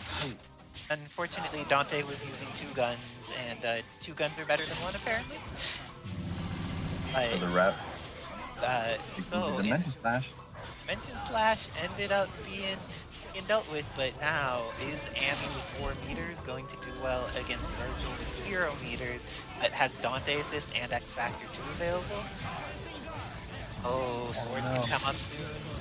And with that, this is hard for Jumpman. Like, just Chip will do it. And Yullizhez takes it 4-1 over Jumpman. And I believe this is him eliminating Jump from the tournament. Nice work to Jumpman making this far, despite being far away. But Yuli too strong this evening. And speaking of too strong, if you want to show your strength. I think that it could go either way, but Zenpool does have the MS advantage, and we'll see how everything plays out. But both players have the opportunity to take this. Akuma already bleeding with half of his life gone just to a couple magnums. Gets the confirm, however, and hitting the point character is always better than hitting the... Not always, but 99% of the time is better than hitting the assist. Manages to take Chris down to half-life. Deadpool just using some jump guns, coming in at an angle that Chris needs to invest at moving himself if he wants to hit with something. And we get to see the Phantom Dance coming in from Living Legend. Has Wesker, but his Wesker gets hit, invested those resources to get in, but is not safe with it. Now, going to be at risk of dealing with this Deadpool. Very nice crouch light, but it's not enough in that dash under from Living Legend. So fast, manages to take out Deadpool, and just the Shotos in remainder. Yeah, and I always love this Wesker uniform, the Stars outfit, because it's like, yeah, Wesker has to get to business, rolling up his sleeves, just as he gives the business to Hiryu off of that projectile counter. Nice to advance forward, has 3 meters, is gonna spend it with the glasses off. Is definitely a dead ordinary traveling man, unfortunately. And now it is up to Zenpool's Akuma coming in. He's gonna dodge the mix-up. Gets blocked from behind. Living Legend probably attempted to go for a grab. Got it right there instead. And is just waiting for the command guard probably to come out. But Zenpool's definitely not giving him the chance. Gets that cross-up from the demon flip. Now it's up to Chris to survive. Oh, blocks the overhead. And Zenpool just keeping back. Just make sure to keep those fireballs. Got the Tatsu confirmed. Is, yeah, definitely going to be able to kill this Chris. And just as I said, up to the demon versus demon. And just gets hit with the low, unfortunately. After Zenpool had been doing all those overheads, finally went for the low, and Living Legend just was not able to block it. I mean, I'm sure, of course, the MS definitely had something to do with it. So it was definitely would have been hard to react to something like that. But still, great work from Zenpool as he goes into the second round. And it feels like in that last game, the characters that did the most work for Zenpool were his Deadpool and his Akuma. Ryu kind of got smacked around that game, but let's see, goes for the snap, does not want to deal with, he saw how strong his own Akuma was, he's like, oh wait, I don't want to fight this character's anchor, that sounds terrifying. And he's not going to fight him on anchor, he's going to fight him on point and still loses Deadpool for it, because Akuma is a character that does some damage. Manages to get the opportunity to tag in Wesker as well, but really great normal jump confirms there by Zenpool. Didn't manage to get the knockdown or kill off Wesker, but is going to be able to catch him with beam into Shoryu super. And as Wesker at a pixel, manages to get the throw. And brings Ryu back in, so now that there's opportunity for some Tatsu support, which is much more helpful than the Hadouken, but damage output from Akuma high enough, this is probably going to be a 2-bar kill. More than likely, it's going to be a misses. not kill. A not kill is way worse than a 2-bar kill. And now, because of that, it's going to be Akuma and Ryu against Anchor Chris. Anchor Chris does have X Factor and 5 meters, but he doesn't have the being alive thing, and that's more important than either Anchor or Dark. The X Factor or That's definitely a prerequisite that Chris needed to make the comeback, and unfortunately it was not being fulfilled this game. And Zenpool now on set. The butter may have gone bad, but it has learned to be friends with the Tatsu, and it's pretty terrifying. There's been a lot of like both crouch jabs and stand jabs that have been connecting for Zenpool. Previously there were a lot of confirms off of them, this time getting the hits but then not getting the confirms. Wesker's single bullet doesn't have the threat of durability, but he has so much more movement tools in order to get that around. Oh. Try to get the pickup on Doom. Attempted, I like that as he continued to hit the assist to make Living Legend try to force hitting a button, and it did work out, but unfortunately they popped out. Oh, Living Legend almost started getting the hit on Deadpool, and unfortunately was not able to punish Ryu. Remember, when you do Wesker's super, you want to hold the direction you're trying to aim, so had he held down, it most likely would have been able to actually hit Ryu and been able to confirm off that. But meanwhile, Ryu's confirming off these deadly hits on Dr. Doom, forces Akuma to come out. Wants to definitely get rid of this, says, I'm sorry, I'm not giving you the demon comeback I know you're known for, unfortunately. Hado to the floor, takes out Deadpool just to set up a mix-up, especially an X Factor. Quick work. Ooh, from behind, and Living Legend was not able to block it. Unfortunately, it looked like the Tatsu pushed Doom just back enough where it made him actually in front of Deadpool instead of behind, causing that hit. Yeah, definitely, that was grimy. That was definitely grimy. But good games to Zenpool and definitely good games to Living Legend. This was the losers bracket as well, I believe, so unfortunately this is. But in the meantime, we're getting right into this match with Isicera versus Zenpool. Zenpool on the right, Isicera on the forward. Both characters immediately holding forward. Isicera making the switch to Wesker, Dr. Doom, Akuma. Wanted to probably just counteract the entire team. Is able to get that pickup off the wall bounce. That, as all you know, crouching medium with Wesker does travel a bit far because it extends past his hands.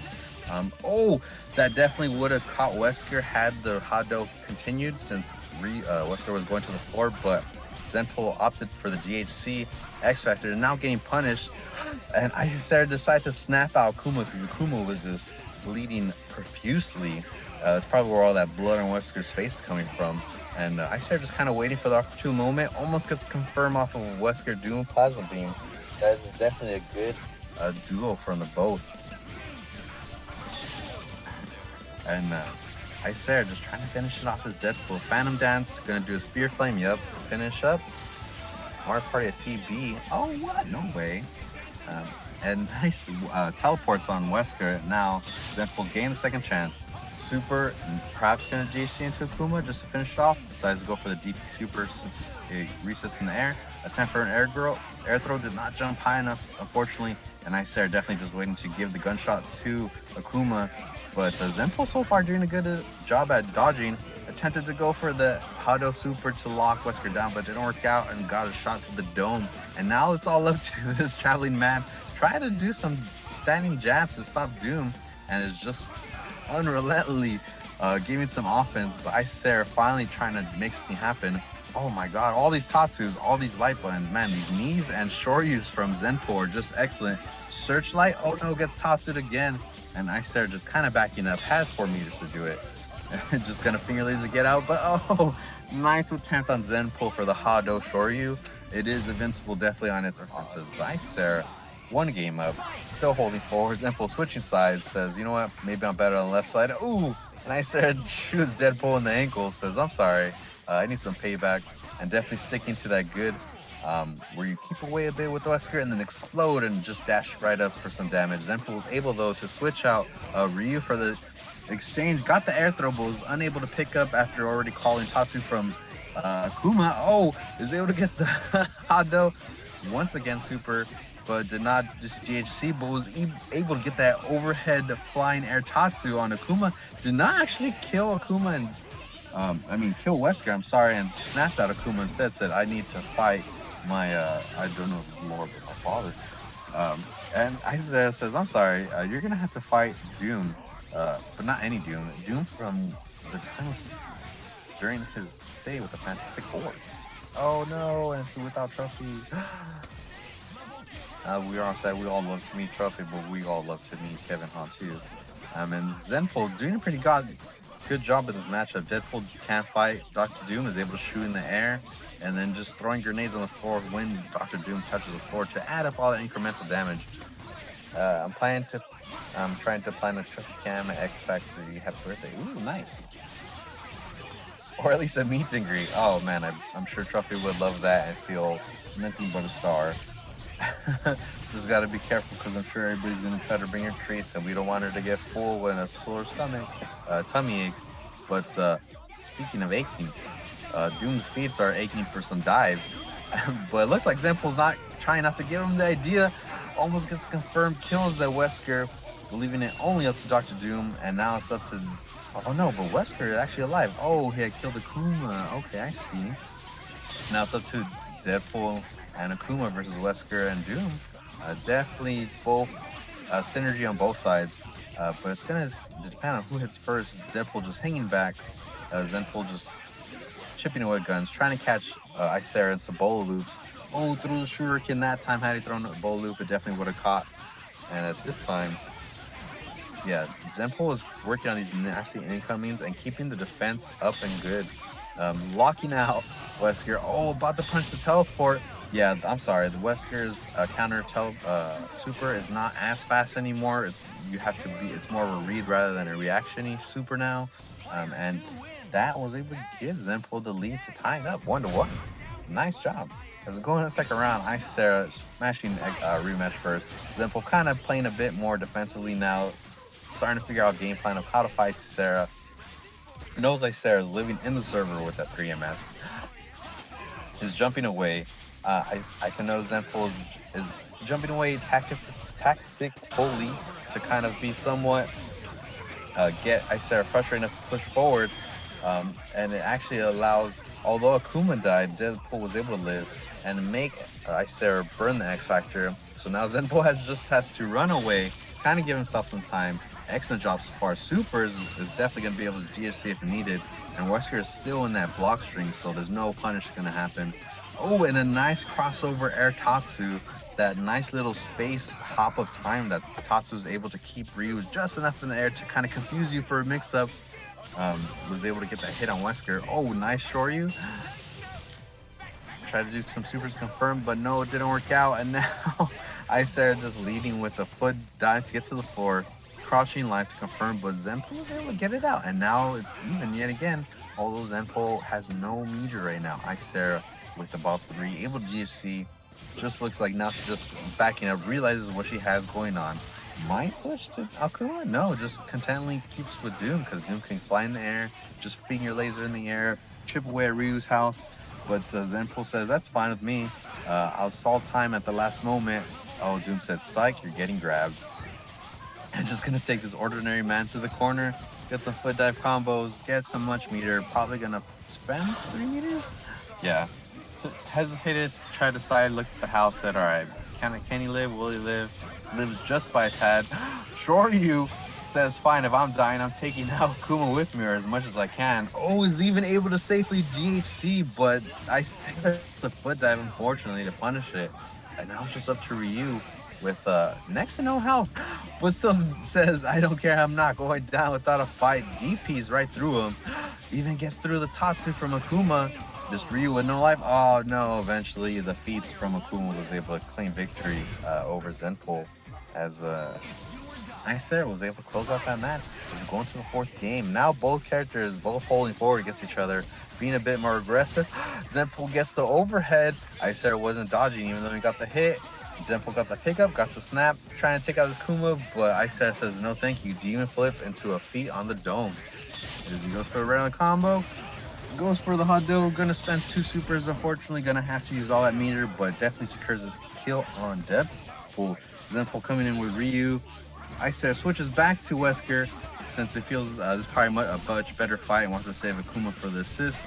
Gets a hit on Ryu and just gonna go for a regular combo, goes into a snap, tries to snap again, but Zenpool just came in swinging with these Tatsus.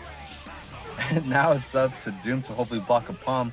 Oh, went for an air grab, stayed in front with that dive kick, and this X Factor damage is definitely going to take out the Doctor. Now it's just up to Akuma from Isicera. Faked the palm, was not meaty enough. Isicera X Factor probably for a grab of some sort, but it ended up missing for just an exchange. Just keeping the block strings, has the time. Oh, try to punish. But unfortunately it's not going to work out. Instead, Isicera's going to get punished instead with the double Hados. All his damage, wasting out the last of the X Factor. Zenpool decides to super again to waste it, and we get a new follower. Welcome to the stream. Hope you're enjoying all this excellent hot action for UMvC as Isicera just chips the heck out of Akuma. And now it's just up to Ryu and Akuma battle the Hados. Whose will is stronger? Is it Dan Hibiki up here or Akuma? From Isicera, Isicera just trying to keep some demon flips, trying to just stay on top of Zenpool, and then right there explodes with the dash low. Zenpool was not ready for it, gets hit, and Isicera takes the 4th game, leading is now on set point 3-1. Is Zenpool gonna take a moment here? Maybe go to his character select? No, go straight to rematch. Says no, it's alright, I got this. I know the plan. Oh, almost gets the standing, confirms with the standing light. Tokido Zenpool. Not funny. But Zenpool getting this THC, steals the meter, but is not able to connect it, unfortunately. Giving Isicera a second chance. Gets Tatsu'd. Man, these dashes from Zenpool are just fantastic. And he takes out Wesker, sending him to an early grave. Now it's up to the Doctor, wasn't blocking, gets hit by that meaty. Oh, but no connect on the Tatsu, is even able to dodge, dash into the ground and hit Ryu for low. But now Ryu got the grab, is even able to get the OTG with Zenpool in the back. Definitely gonna kill this Dr. Doom. Just a Tatsu jumping. What? Doesn't use the meter, just saves it? Probably thought wanted Isicera to, use a meter or switch out. Now giving him the opportunity. But Zenpool says, alright, thank you for calling out Akuma for this full off character. I'm definitely spending out the X Factor to kill him. Oh no, but Akuma hops out. And Isicera has another chance. Uses the Shoryuken. The Shurikens to get some extra height, but it doesn't hit, but is able to stop for time and not taking chip. Now both characters nearing the edge, having no X Factor, but that Tatsu hop off Zenpool to hit Isicera's Akuma and just seals the deal on the fate. Now it's all up to Dr. Doom. Isicera's side has health and 2 meters to do it, but Zenpool just here poised with a full team.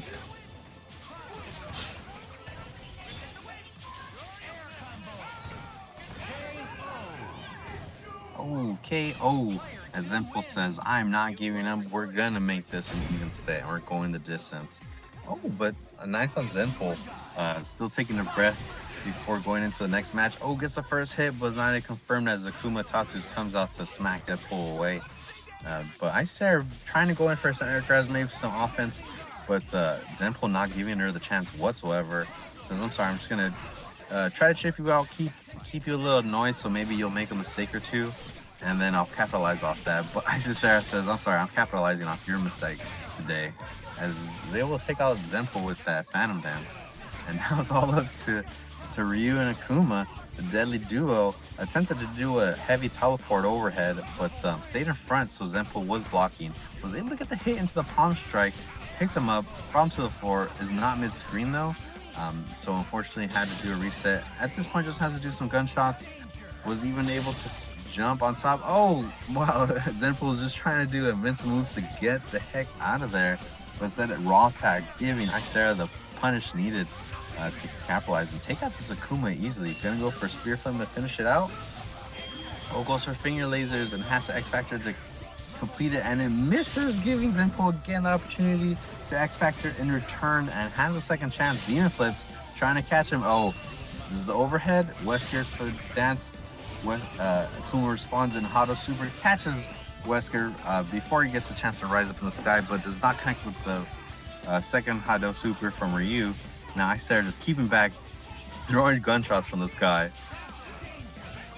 Oh, but Zenpool is not scared, falling back with those air lights. As we all know, those buttons are quite active and very good for Ryu. Those knees and ankles are quite nice and very good in priority, but unfortunately gets caught with the falling air S from Wesker. Did not block the incoming from Isicera's Wesker and the air H, and Isicera takes that set over Zenpool. 4-3. And unfortunately, this is the end of Zenpool's run in a 3-0 fashion. The Danger Box lobby is always welcome and open for those kind of players. You know, you want to ask questions, need some help building this deck in the place you want to be. So be sure to give Danger Box a follow and tune into his lobbies, even those beginner tournament lobbies as well, if I'm correct. Sweet. But we're getting right into the match right away with Romora and Jibrill. Jibrill picking Magneto, Doom, Phoenix, and of course Romora with the patent and Zero Doom, Vergil. And Romora's already getting the first hit, taking out this Magnus. Now it's just up to Doom, but Doom said, I'm sorry, I forgot how to control this game. As Romora snaps out Jean, gets hit with the Rapid Slash, and this is definitely going to be a dead Marvel Girl. Do you think Jibrill has the block mix-up on this Doom incoming? Oh, Jibrill got the chance to live, but this is still a scary situation. Didn't get out of the corner. Missiles are coming down. Missiles connect, and Romora gets the hit, but doesn't get the confirm off of it. The crouch light is enough, but it would have been possible for Jibrill to do air M into air dash forward M or air dash upward M maybe, in order to get that confirmed to kill the Zero while still avoiding missiles on the combo. Oh, and Romora thought the missile would protect him, but it did not. It looks like Vergil did not invest in his Latverian taxes. The missiles did not come to protect him, and because of this, Jibrill has the opportunity for an incoming mix-up on Dr. Doom. Will it work, Senor Romora?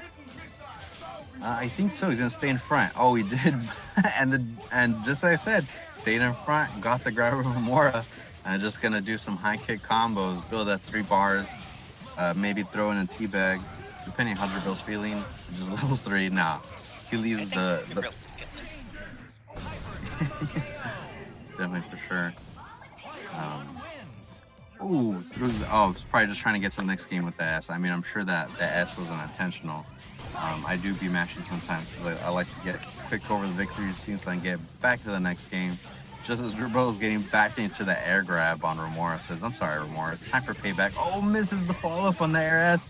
Give Romora a second chance, falls down with the pizza cutter, throws down a Zero Buster to establish some kind of dominance, maybe keep Jibrill from moving or throwing anything. Is able to even get the hit, and the Doom missiles just come in at the last moment to pick up the Magneto, giving Romora the chance to pick up with Zero into Sogamu, get the lightning nukes going and kill his character, but Jibrill's already on the verge of having 4 meters.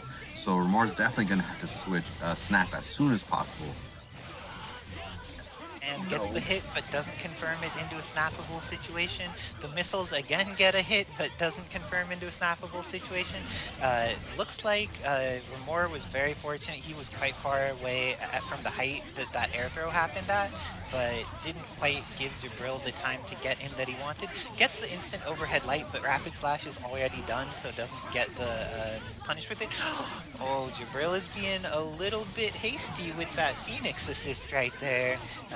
I would not be surprised if Romora had some nonsense to take advantage of that, but now Phoenix is up to 5, and Jibrill did exactly what he needed to with Doom. Stalled long enough, he hit with enough blocked Phoenix assists, he did everything he needed to get up to 5, and now the real match begins. And it starts with the hot on Geki, which is a great way for Zero to potentially lead into something nasty, and there's so much meter available that, oh no, that was too close, I think. Not too close, okay. Goes into Rikoha, into Spiral Swords, okay. She gets to stay in the air for a while, but she's gonna need to fall into Spiral Swords mix-ups at some point. Oh, she managed to survive at that single pixel. Is going to get the hit on Vergil, and now this is actually favored for Jibrill, even though things look bad for so long. Jibrill gets the hit with Phoenix, kills off Vergil, kills off Doom, has Healing Field active, and the traps are on deck. Correct block from Romora, but doesn't block the teleport into Crouch Light after. Oh no. I also agree with Psychelic on the no crown. Been marvelously modded for us by Tyson Coding so far and other people. I definitely love these. I love watching being in the sky, looking at the roof, seeing all the extra stuff. Although I do miss the bit of the balloons, I do like seeing the top of the Daily Bugle as well, and the Fantastic Four Tower seems to be in the background. And so does Romora apparently, as he's actually getting the first hit and getting something started against Jibrill. Is definitely going to take care of this Magneto. So Genwu into Lightning, yeah, this definitely is assured. Has enough time to keep this Genwu to do another extra mix-up. Goes behind, stays in front, misses the mix-up, but still gets it anyhow on Jibrill. And just going to snap, yep, immediately. And Jibrill trying to best the block. Supers, because Jean can DHC out, but doesn't, ends up getting air grabbed. Oh no, and Romora is definitely going to kill his character. Oh man. Now it's up to the upcoming mix-up. Does he block? Blocks the first two, tries to air dash out, but Romora says, I'm sorry, I'm chasing you. Finger lasers, gets both characters, butter guns, but does not confirm, and is now just trying to go for 20,000 foot dives. Attempted to go for a butter gun again, but Romora got the dash from behind and got the cross up behind hit to be able to take this game staying alive 2-1 Romora. And this is a lot of double or Koha we're seeing tonight. I guess players really don't want to drop their lightning loops. They want to be certain that the kill is going to happen. And Romora managing to make sure we get to the Pasadena rolls, but his Zero and his Doom get hit immediately. Is going to get picked up by the missiles, but knew the TAC was coming, ready to break, had it on deck, and now is going to be able to shoot at Magneto, maybe get in there, starting to push him back towards the corner. Gets hit by a magnetic blast. It doesn't combo into the crouch light, but it looks like Romora wasn't ready for that low afterwards. Goes for the recliner all the way across the stage, but it looks like this is a pretty scary situation for Romora. Magneto has barely lost any life and is just like getting these long distance exchanges. As soon as Romora gets in, he's losing the footsies battle.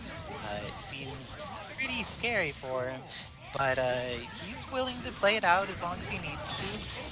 His Vergil's a threat, and oh, the hidden missiles caught on Vergil, but make sure to invest the photons, protects him, and does huge damage to Dr. Doom.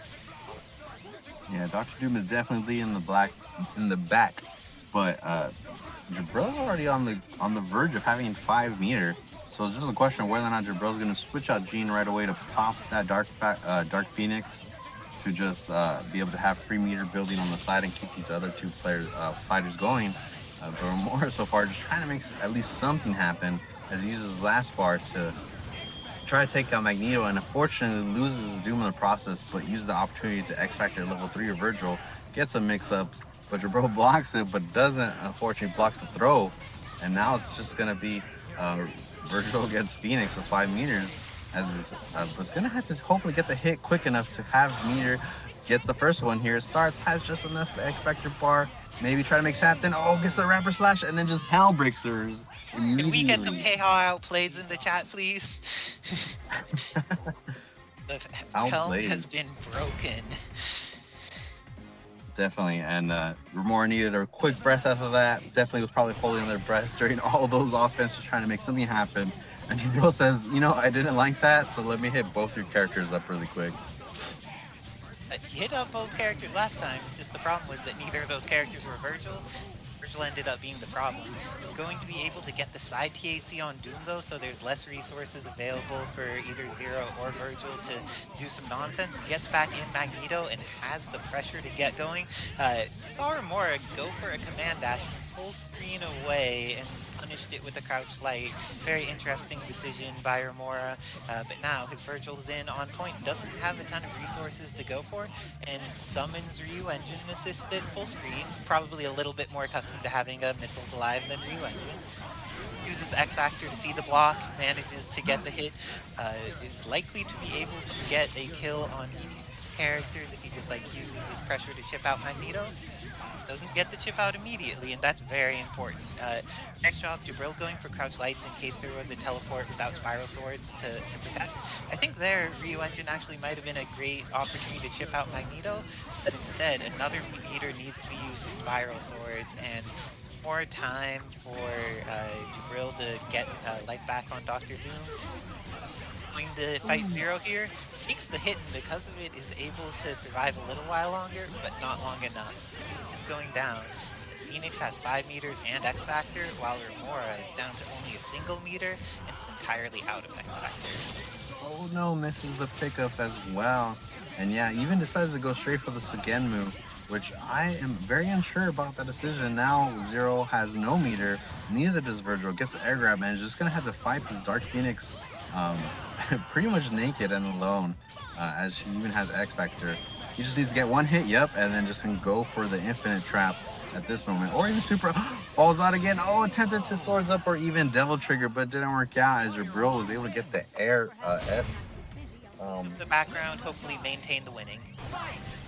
Yeah, definitely. Now whenever I look at this stage, I now think of Vanilla Marvel 3's character select screen now.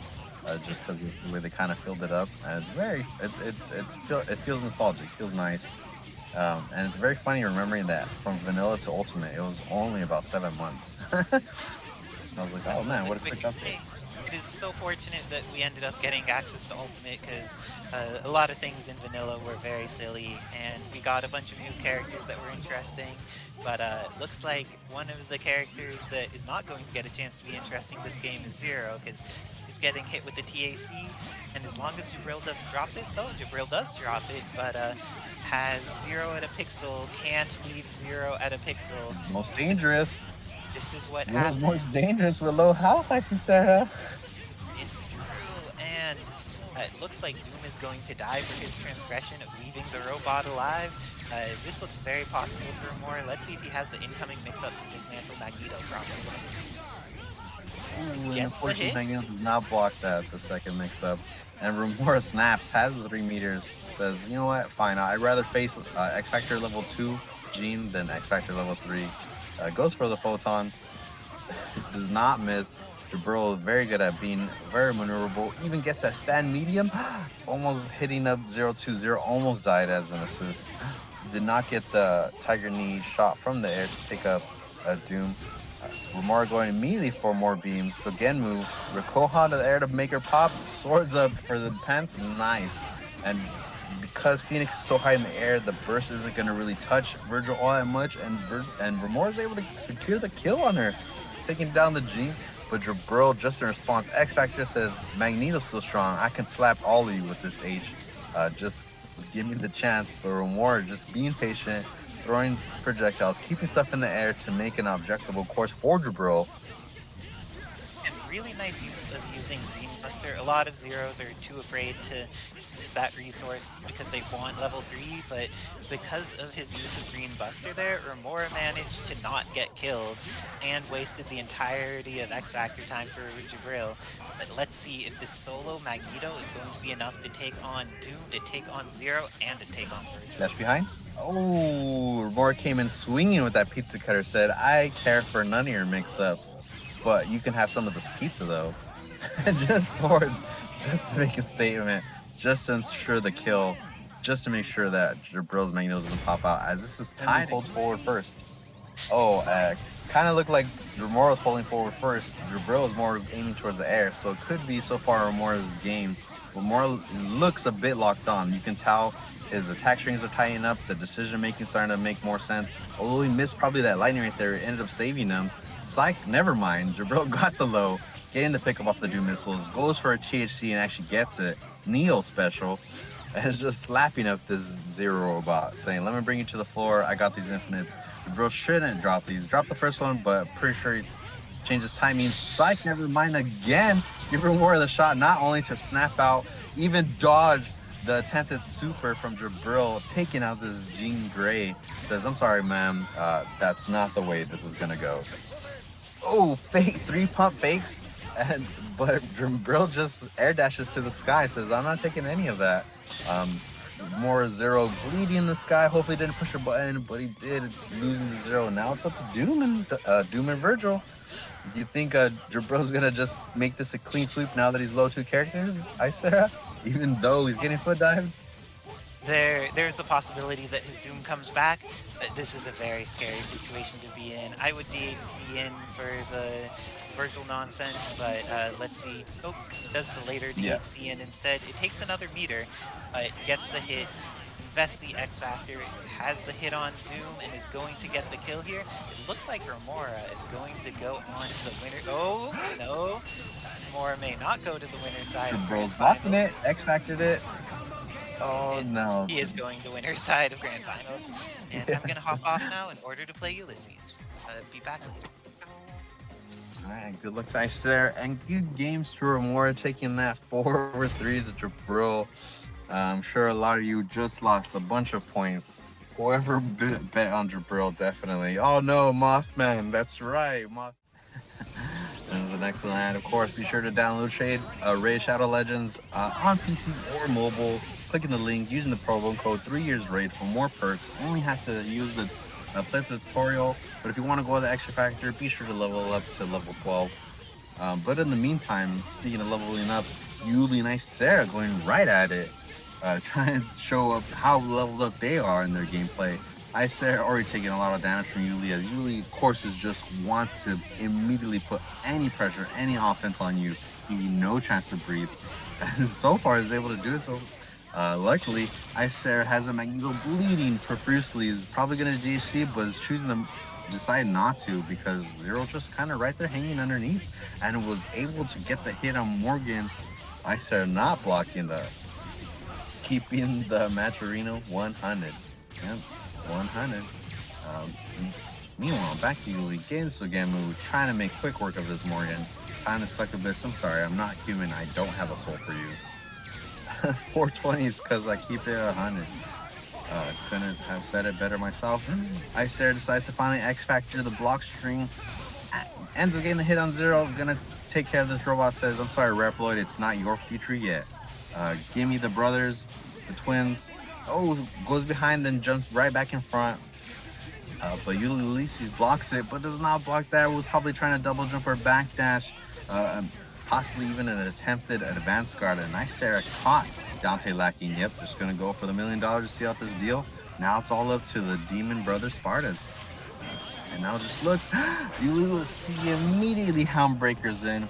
X Factors, double triggers, and goes immediately for the level 4. Let's take the first game over Isicera. Oh, wow. Yuli Helmbreakering? Yeah. And it looked like Isicera had maybe tried to make something happen, knew maybe perhaps the Helmbreaker was going to come out and try to make some kind of knee, but it just wasn't fast enough. As Yuli immediately again starts laying down the damage. Almost got that falling overhead on Magneto, but just didn't push a button quick enough. Isicera, though, keeping the reactions. Oh, but went for a read right there. Oh, probably just safely. Astrovision is able to hit that Vergil just for a tiny bit of health. Gets his soul fist right out there for Yuli. So again, moving in response to try to fight, but these soul fists just kind of really getting on out there. Was Firebrand seeing these guys? Nice. Let's see. But in the meantime, Yuli getting the hit on Morrigan again. Has 3 meters. 420 is really cute. Oh, it's a pretty sick tweet. But his lead is, oh no. Yullizhez getting this good old lightning. Gonna Sugenmu again. Yeah, just gonna double buster. Has enough time to keep Sugenmu. And mix up this Magneto. Stays in front. Unfortunately, got hit by the Dante assist. Did not block it. And now this looks like it's probably gonna be a dead Magnus as well. Wonder why it was deleted. Probably work saw it, if anything. But definitely something we're not gonna see is this is Magnus. Now it's all up to Dante. Is Isicera gonna have another chance again? Oh no, gets hit by the Dante jam system assist. Yullizhez able to confirm it, bring Isicera back to the floor. Has 3 meters to make something happen. Just gonna go for an X Factor. No, so Genmu hits Dante. Just keeps it nice and simple. Nice little tight block strings. And then Rakoha X Factors it. It's confirmed. And Yuli taking game number 2 already on game point against after some meter gain. This could be a different round as both robots fight together, but Yuli says, I don't think so. As he gets their first grab, gets his dive kick, slaps up Dante really fast and preventing Isicera's Dante from getting the jam session out, throwing out his own, hitting all his characters, waited and baited, and it was able to get the hit on Isicera 0. Wow, what a delayed hit off of Yuli. But now Isicera getting a second chance, goes straight into Sugenmu, gets the rapid slash, but Yuli just responding just in kind, saying, I'm sorry, Isicera, my zero's the nightmare, so it's gonna be the problem, and just giving Morrigan more problems to try and take her out. And has the meter to do so, even the X Factor, but most likely not going to spend it all. Gonna wait again for the Dante, go for a mix-up. Oh, but Morrigan hops out. Isicera getting a second chance, goes straight into the showers. Oh, $1 million, almost caught the dash, and Yuli X Factor to block and save his life. But now Isicera has to block in return. Tries a Helmbreaker and then cancel into the hammer, but all 3 miss. And Yuli just zip-zap zooming around the screen, totally dodging all these, throwing out lightning of his own. Gets a hit on Isicera's Dante, and oh no, as unfortunately not able to do any lightning news, but definitely going to build all the meter. Oh, psych, have I been corrected? Yeah, no, had to go for the reset, and now has the meter. Definitely, and now it's just all up to Morrigan, and Morrigan gets hit by the Dante jam session because Zero was behind her the whole time. Oh no, Isicera unfortunately loses his character and the game and the set as 0-3-0s over Isicera. Moving on to losers finals to fight Jibrill. Good games to Yuli. Unfortunately, this is the end of the road for Isicera. Good games to her. She showed up excellent. I appreciate the attempt. Ash. Yuli deserves that 3rd, 2nd, or 1st that he's going to get because he put in the work to take me down, did the right decision. Let's see if he has what it takes to fight Jibrill, though. This time, Jibrill going with the more Doom Vergil. He likes to play such a variety of high-tier teams, just get what is needed to take it and do the work. But Yuli making sure that this time it's not a more Doom Vergil team, it's just a Doom Vergil team, but we've seen plenty of Doom Vergils do work even without a point character. And Yuli's incoming mix-up has been too solid. I don't think, or I think I blocked one of them, but I think I got hit by every other one. And Jibrill may have a similar experience here. Oh, very nice job on that block, but not long enough. Gets hit by the Buster. Jibrill is going to lose his Vergil here as a result. And I also still appreciate Yuli for snapping in Vergil. I think that he's the most common player here in Wednesday Night Fights that actually does it, so nice work to him. And then backs off, goes for a goofy mix-up, and ends up getting a hit but doesn't quite confirm off of it. This is a really challenging situation for Doom on his own, though. Yuli's team has full life. Plasma Beam is not reasonable when Zero has access to Buster. Yuli's able to just like block these. He's safe. He fine. Doesn't need to worry about getting taken out. Has busters available to just like make Doom's life hard. Let's see what Jibrill's able to do with his X Factor and trying to stay alive. Looks like he's able to not die off that jam session, which is a good start, but he needs a lot more if he wants to actually win the set. And looks like Yuli takes this game 1 without losing a character and barely eating any chip in the process. Jibrill instantly going back to the same team. He knows that games like that happen some percent of the time, and Doom getting hit up a little bit, but this is an opportunity for Jam Session to clear things out, and Morrigan getting the hit on Dante, though, is substantially scarier. Really has access to 3 Sogenmus potentially, lots of stuff to disincentivize Morrigan's behavior, but she has a lot of ways of filling the screen from angles that Zero needs to release Buster if he wants to punish, or if he wants to put a projectile in that location. Definitely, and Yuli's just been doing such a good job at punishing the assists, throwing things on the screen. As soon as it sees Doom come out, I'm like, all right, let me try to get around these fireballs and at least hit the character so it's an even trade for all the chip I'm about to take. And Doom is just bleeding the back. Teleport behind, no stays above, and it catches off the jam session. Oh no, was not able to confirm with the Helmbreaker. This time decides to go with the Falling S, attempt at the Rapid Slash. It was smart, but the Focus had just come out just soon enough. Yuli opts to sort of right away, kind of has a feeling that Doom's gonna get called. Oh no, but the Eclipse ended up missing. Oh, but luckily so did that confirm with Jibrill for Yuli, and now it could be either or. Jibrill has to be a little careful. Morgan on the verge of dying, but as we all know, characters with next to no health are at their most dangerous. Then Jibrill's just not stopping, slowly just chipping the heck out of this Vergil. Yuli's gonna have to switch. Oh, gets the cross up, is even able to kill that Morgan and just chip the heckle out of this Doom. Is able to land safely with the Helmbreaker and Hammer. Jibrill just trying to make some kind of approach of some kind, but has no X Factor, only 1 meter. The Buttergun is pretty good. Hammered right through the photons. What is this dodge by Yullizhez? It was able to do something incredibly hype before he loses the character, but the moment of hype is sometimes worth it. And he still has access to X Factor, so if he could survive these incoming mix-ups, even though he has less life on his team, he's still definitely advantaged to take this. When that hair falling down H does the work it needs to do, but Yuli decided not to use X Factor to save Zero there. I'm not sure how I feel about that, because now he needs to actually like fight more. And if something like that happens, he's going to do it with less of Vergil available. Both of them activate Spiral Swords. We're going to see a dash crouch. Just crouch, but it was not enough. No, hit in the face. Jibrill manages to get back on the board 1-1 against Yullizhez. Yeah, And staying alive. lightning hits. Morrigan has had a hard time getting to get started. She got it last game, but in that first game, everything had gone wrong. This time, getting a hit confirm is going to be able to set up Astral and has Rapid Slash to force some block stun. Really doing a great job of not getting locked down immediately. Has Buster available and is dealing with the missiles. Has managed to just block as much as is needed. Gets the hit on Morrigan, doesn't quite get the confirm on her though, and eats some missiles, is going to lose Zero without a dry tag. Dry tags into Vergil, but loses half of Vergil for it. Let's see if half of Vergil was a worthwhile sacrifice in order to keep Zero alive. Yeah, attempts the air grab. Falling H is just getting, and even it was able to hit Dante. Now Dante's coming in. A little bit of hurt. Nice on Yuli for charging up that Zam set that you gave it to me the other day. Airplay. Dante has so many moves. Anybody who knows all of Dante's move names, y'all need like an entire glossary for that. He's just a character that has so much going on.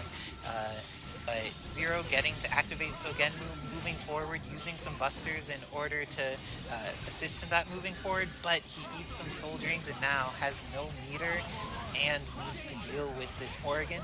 Goes for the dry tag, gets it, but this is how it starts. Happy birthday for Yuli. Has a weird drop there, but has the mix-up available, gets the hit on Dr. Doom. Let's see what this incoming is going to be against Vergil and how he uses his resources. Ends up building the additional meter. Can choose the Sogenmu into here. Yeah. and is going to have the Sogenmu available for incoming mix-up to just like stop Vergil. Oh no! He thought that he would be protected by the air medium shadow, but was not. Now Dante needs to eat a very terrifying incoming mix-up, and does not eat it very well. Looks like Dante is allergic to eating his brother. It doesn't work out. It looked like perhaps he was trying to go for a hammer to use the invincibility, but just wasn't quick enough, and Jibrill was able to get that, and is now slowly turning the game around, making it 2-1. But Yuli, of course, not being phased, just keeping that offensive pressure. I like how even if Yuli will try to jump or super jump, and if he ends up just getting a regular jump, he'll use the command dash to get higher into the sky to get the angle and really just keep popping off the damage. Hit Vergil even a tad, might even be able to pick him up. Went for the dash in, but it didn't work out. Jibrill backs off still, but now getting both characters. Psych only got one, but laid down the damage enough to kind of make Jibrill a bit more maybe possibly scared about calling Doom. Nope, still calls him out. Yuli just laying down the damage, stops Doom from shooting all the missiles, appear in the sky, just charging up these busters, just trying to make sure that each one hits Doom to either take off the damage or get it sooner before he gets called again. And oh yeah, definitely let go of that buster right there on the floor. You saw the assist button light down, meaning that Dr. Doom got called. Morrigan was in the sky, no soul fist to the floor. So yeah, Yuli had nothing but free reign to make a hit, just like he made the hit on Morrigan, taking her out. Now it's up to Doom. Doom getting hit off the round trip. Brock track to the floor. Is gonna X Factor? No, just keeps the combo off the jam session, snaps in. Vergil says, all right, I think I know what to do. Jibrill try to fall with the air H to get all that max range, catch him falling somehow, but ends up not working out. Oh, and swords up. Oh, Yuli tried a Helmbreaker. The Vergil, oh, but the confirm didn't happen. Rapid Slash gets confirmed that way. Oh no, but now Jibrill gets the air throw on Yuli's Vergil and is gonna take him out by going for a raw tag combo right here. Now, is it going to switch back to Vergil? Oh, it definitely does. What kind of mix-up is this? Oh, it goes for the meaty, but it misses somehow. And oh, Yuli even gets the stay in front Helmbreaker on Jibrill's Doom, bringing him back to the corner. Has enough meter to kill. Might even X Factor here? Depends. Let's see what happens. $1 million. Yeah, X Factor could kill and get Zero in time. Zero gets in time. That's the most important part. And because of that, Jam Session is ready, is able to use that to punish any attempt to do an X Factor thing other than throw. Kills off Vergil as a result and ties it up 2-2. Yeah, and it's kind of hard to be surprised it's only 2-2 right now. It feels like they've already been deep in the set for a while, just for the length of how long these games feel like they've been going. But luckily, Yuli gets the first hit on Morrigan this time around. Says, okay, I think I kind of figured something out, at least for this game. Let me just take out this Morrigan quickly. Perhaps even snap to Vergil if I'm feeling a little feisty. Oh no, but Morrigan slips out. Gonna maybe get a chance to raw tag. I would definitely really like that know. choice by Yuli. Yuli, in that situation, a lot of Zeros would just go for a mix-up. Instead, he activated Sogenmu and chipped her out because any of the alpha counters that could have come in would have been punished by that as well. And you get the kill anyways and have the good incoming mix-up. You don't need to take her as support. Nice work to Yuli in making those smart plays. And has the hit on Vergil. Vergil's the character you want the hit on. If Morrigan's gone and Vergil's gone, your life is happier, especially as Zero with Jam Session against the solo Doom. That is, oh no, this is not a Zero with Jam Session against the solo Doom. This is a Zero getting hit by Dimension Slash in the air, getting Happy Birthday, losing his life, and losing Dante's life in the process. But let's see if Dark Vergil comes out on the other side as well. Dodges, has opportunity. Oh no, as soon as he lands, just gets hit by those swords. Doesn't even get popped out by the Doom missiles. And Jibrill just quickly takes it with that comeback of Vergil. And now Jibrill is on game point right here between Yuli and himself. But Yuli still, again, being unfazed, hits the Doom. Keeping that offense is just breaking all of that damage on Doom, just giving him the business. Said, you made the mistake calling him this close. But Jibrill says, I'm sorry, you just made a mistake yourself. And Jibrill responds in kind with the air throw, saying, I'm sorry, you were saying? So many air throws, so little deaths. just all these little quick little exchanges of throws between the two. And now neither has meter. Oh, Yuli got to watch out for the soul drain. Jibrill just throwing him out, saying it's alright, it's our meter now. Yeah, Ooh, and he he knows was that able to take Yuli all of likes it. to hard tag into Vergil in that situation. Yuli is very consistently is willing to save his Vergil or his Zero by hard tagging into Zero. I mean, into Vergil. And Jibrill has been ready for it. He's been very good about making sure to put a soul drain on the screen when he knows it's going to happen. Now, Vergil has a pixel. Okay, he does not have a pixel. Let's see if this is the end for Yuli, or if his Dante Zero is going to be able to make this comeback against Jibrill's full team.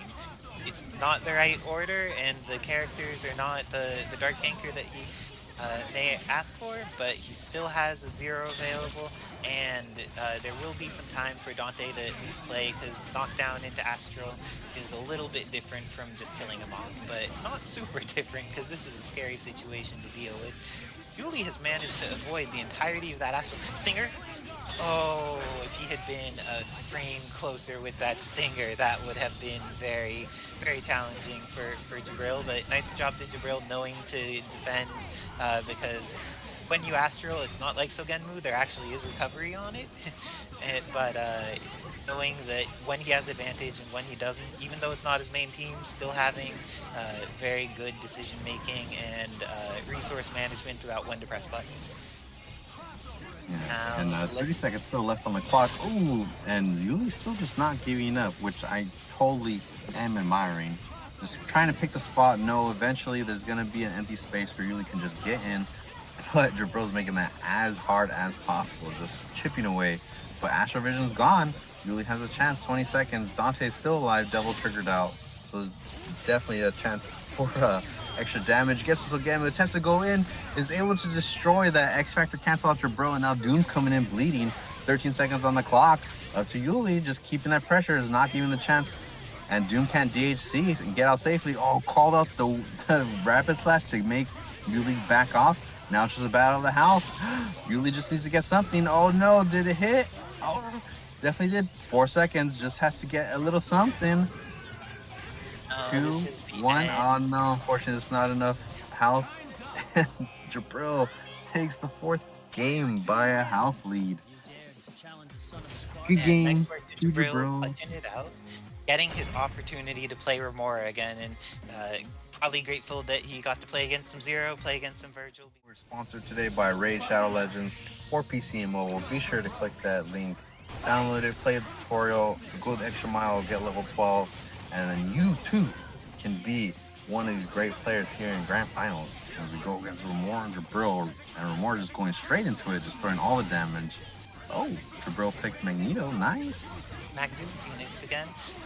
I think that, like, I'm curious whether this is a player thing or a matchup thing, because it seems like since he played this against Romora and winner's side, maybe he just wants to prove that even though he lost the first time, he still has options available. Hits with that Tiger Knee Disruptor, but this is a bad situation for... Oh no, not a bad situation for Magneto. It could have been a bad situation for Magneto, but instead, Zero is dead. He has almost 4 meters and is going to lose Magneto and a large portion of Doom. That was a very interesting decision to Photon Super on incoming. I don't see that from a lot of folks, but Romora had to read that in that situation, that's what needed to be done. Nice work to him.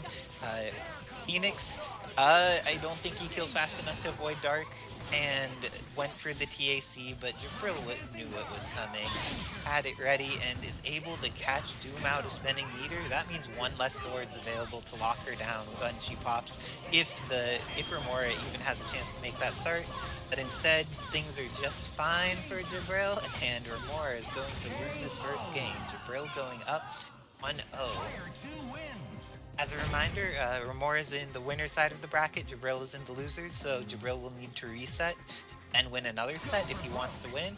And we're on Pasadena rules, so that means that it's first to 4 unless it's a 3-0, and in that case, it goes straight on to the next set. And looks like Jibrill getting those starting hits, but didn't manage to confirm it until the missiles gives him an additional option.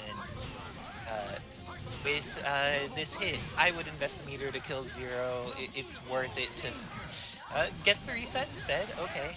Sometimes you need to go for other things, save those resources. Want to make sure that Phoenix comes out, and it worked out this time. And sometimes you just need to make the right decision for the situation, even if it's uh, not the decision that is most optimal or something. Knowing what is right and is actually going to work is what you need to do, and sometimes it doesn't look like what you think it might. Dr. Doom here is likely going to die. Jibrill already did the hard part of this situation. Oh, but even having done the hard part, the easy part is what gets him, and Romora is able to get the snap. Doesn't get the incoming mix-up on Phoenix, though. You think Dark Vergil can walk through this entire team? Cool. He was about to had he landed the Houndbreaker, but this is definitely how it starts. Gun X Factor, go straight to the forward double trigger. This is definitely a dead Doom easily. Does not even have to waste a single bar. Throw the round trip, crossover. Jibrill does not block, and even that S who hit Magneto while he was looking the other way. What a move. Throws another ground trip. Oh, Jibrill blocks this one, but not the second. Swords up. Just starting to run out of X Factor, but Jibrill just hanging out in the sky. Romora used both meters. Oh, actually hit her, but was definitely open from the S. And Jibrill followed through with a connection. Wow, and takes the second game over Romora. Oh man, Jibrill's looking close to reach the bracket. Some biggest dealings have taken up Romora's internet at the time, but right now it is back to a more feasible thing. And even though it was more feasible, that missile was enough to stop him from getting what he needed. Jibrill gets an extra opportunity to play two characters that could have otherwise died because missiles protected him. And gets the confirm this time, is going to have some weird timing, but Romora knows exactly what to do when missiles is hitting, knows how much time he has for Buster Charge to get back, and is going to kill off Magneto with less than 3 meters built for the team. Like, if he hits Doom right now, he could potentially just kill the character instead needing to snap. It may still be better to snap, but we'll see what Romora ends up going for. Goes for the photons into Phoenix Inferno. This is a pretty scary situation for Jibrill. If he just gets chipped out a little bit, went for the teleport and killed off Zero, he knew that he wouldn't get the kill there otherwise, and photons connects. Jibrill uses his Phoenix. Dr. Doom now needs to fight Vergil and Doom. For a grab right there. Smart on Jibrill, but unfortunately gets Houndbreaker. Oh, but still hops out. Might even be able to take out both characters right now. Never mind. Probably attempt to do a snap or a hit of some kind to get both characters, which would have been amazing, but just did end up working out. And now the whole set is going the distance, still keeping Romora alive to possibly take the whole tournament now. Romora taking a break, taking some boosts, telling people to get off the Wi-Fi and hogging the bandwidth that he has determined to win. But in the meantime, showing it through, getting that first head of Magneto, bring him to the corner, has 2 meters to build a skin move. I'm just out here running YouTube and Netflix. Wow, No, that sexy teacher lady with the high-level sabotage. You think that it's bad when someone in your family accidentally screws over your gameplay? She's just like, no, the only way he's allowed to win is if he does it on hard mode. Yeah, she's do it in the high MS. Showing the high trans codes at 4K, 60 frames per second. Needs all the bandwidth for that. Definitely, but Romora, unfazed by the bandwidth change. Oh, never mind. But still slowly getting the hits as Jibrill building 4 meters as we hit past the first 30 seconds of the match. Ooh, gets that. Fast enough. Unfortunately, no, and uses all the meters. I like the attempt. If he had actually hit that, it would have been just like very much the correct decision. Now it's still like a pretty possible game, but there is the chance that things go very wrong because Dark Phoenix is going to happen. Missiles come down to disincentivizer for a moment, so Genmu's activated and there's X Factor available. This should just be unblockable, I think. Did not time the unblockable correctly. And now he switched sides, giving the chance to play. Can't let Phoenix have a chance to play. Now, it looks like Zero dies, Vergil's almost dead, Doom is almost dead. The chip damage may just be enough to stop this here. Oh, the small feather actually hit Doom to give him the chance to block all that, but unfortunately it didn't work out. And now Vergil came in, and yeah, Doom got hit with the cross up, and Jibrill takes out their game as he's on reset point. Oh no, Romora almost had it. Well, Oops. that's 3-1, but Romora taking a moment, breathe, think through it, try to make better decisions, because he had a pretty advantageous situation. Dark Phoenix is very scary, but his full team also has tools to deal with that. But he just lost so much to summoning assists and pressing buttons when Phoenix was doing her thing. But this is exactly what he needs to potentially come back, is going to kill Doom and has weird timing on Magneto. But because of the spacing there, he was able to make it happen at the point where he released Buster for the combo. So it was less likely to have a weird drop just because of the situation. Gets a hit and Phoenix gets to play. Phoenix gets to play and happy birthdays to characters. Oh no, the body of Doom stopped that from Phoenix coming forward. That's hilarious. And even gave him a chance, but Jibrill says, fine, I'm killing your character. But Romora says, I don't think so. He goes, Romora. Romora is going to be able to block that, does not block in time, but Blistering Swords are going to be able to shoot. No, they won't get a chance to shoot because he will already be dead. Congratulations to Jibrill in getting rid of Romora before Blistering Swords had a chance. You could do that by subscribing, gifting subscriptions, or by getting Raid Shadow Legends with that link, getting up to level 12, and then as a sponsor, they are going to support him. Looks like Romora is getting the start of this first game of the Grand Finals reset set. Good hit on Magneto. Magneto has no meter because of that Tempest, and now he's going to die, or it even gets to 2 meters for Dr. Doom to try and make it up with Phoenix. This is a very scary situation for Jibrill, but it's only like 1 foot dive and then a long zoning string away from getting what he needs. That was neither the foot dive nor the zoning string. Oh, but he recognized as a Zero player, you see Zero use a lightning and he does not have Buster available, he's guard broken and will fall all the way to the ground without being able to block. Punish it. Just do it, or at least force him to use X Factor. And Jibrill knows that, but the missile was enough to save him from the Zero confirm. Romora, good at understanding when the missiles are going to come down, has the mix-up available on Phoenix, doesn't get the actual hit with it, and Zero's going to deal with Doom coming in. This is a pretty okay situation for Romora, but one good hit from Jibrill is going to get him all of the opportunities for Meter to do what he needs. But nice work on that green Buster placement. Gets the hit on Phoenix. She is not going to get that meter in time, and with that, Romora is going to take the first game of the Grand Finals reset. Do you think this is the adjustment that he needed? Is he going to make it through and show that Jibrill needs to play some other teams if he's intending to win this, or is this just a tiny stopgap on Jibrill's road to another victory? I think Romora is possible totally taking out this whole this overall set. I mean, sometimes when you're in a winner's bracket, just knowing that's a possibility that can get reset kind of puts some nerves and anxiety on you.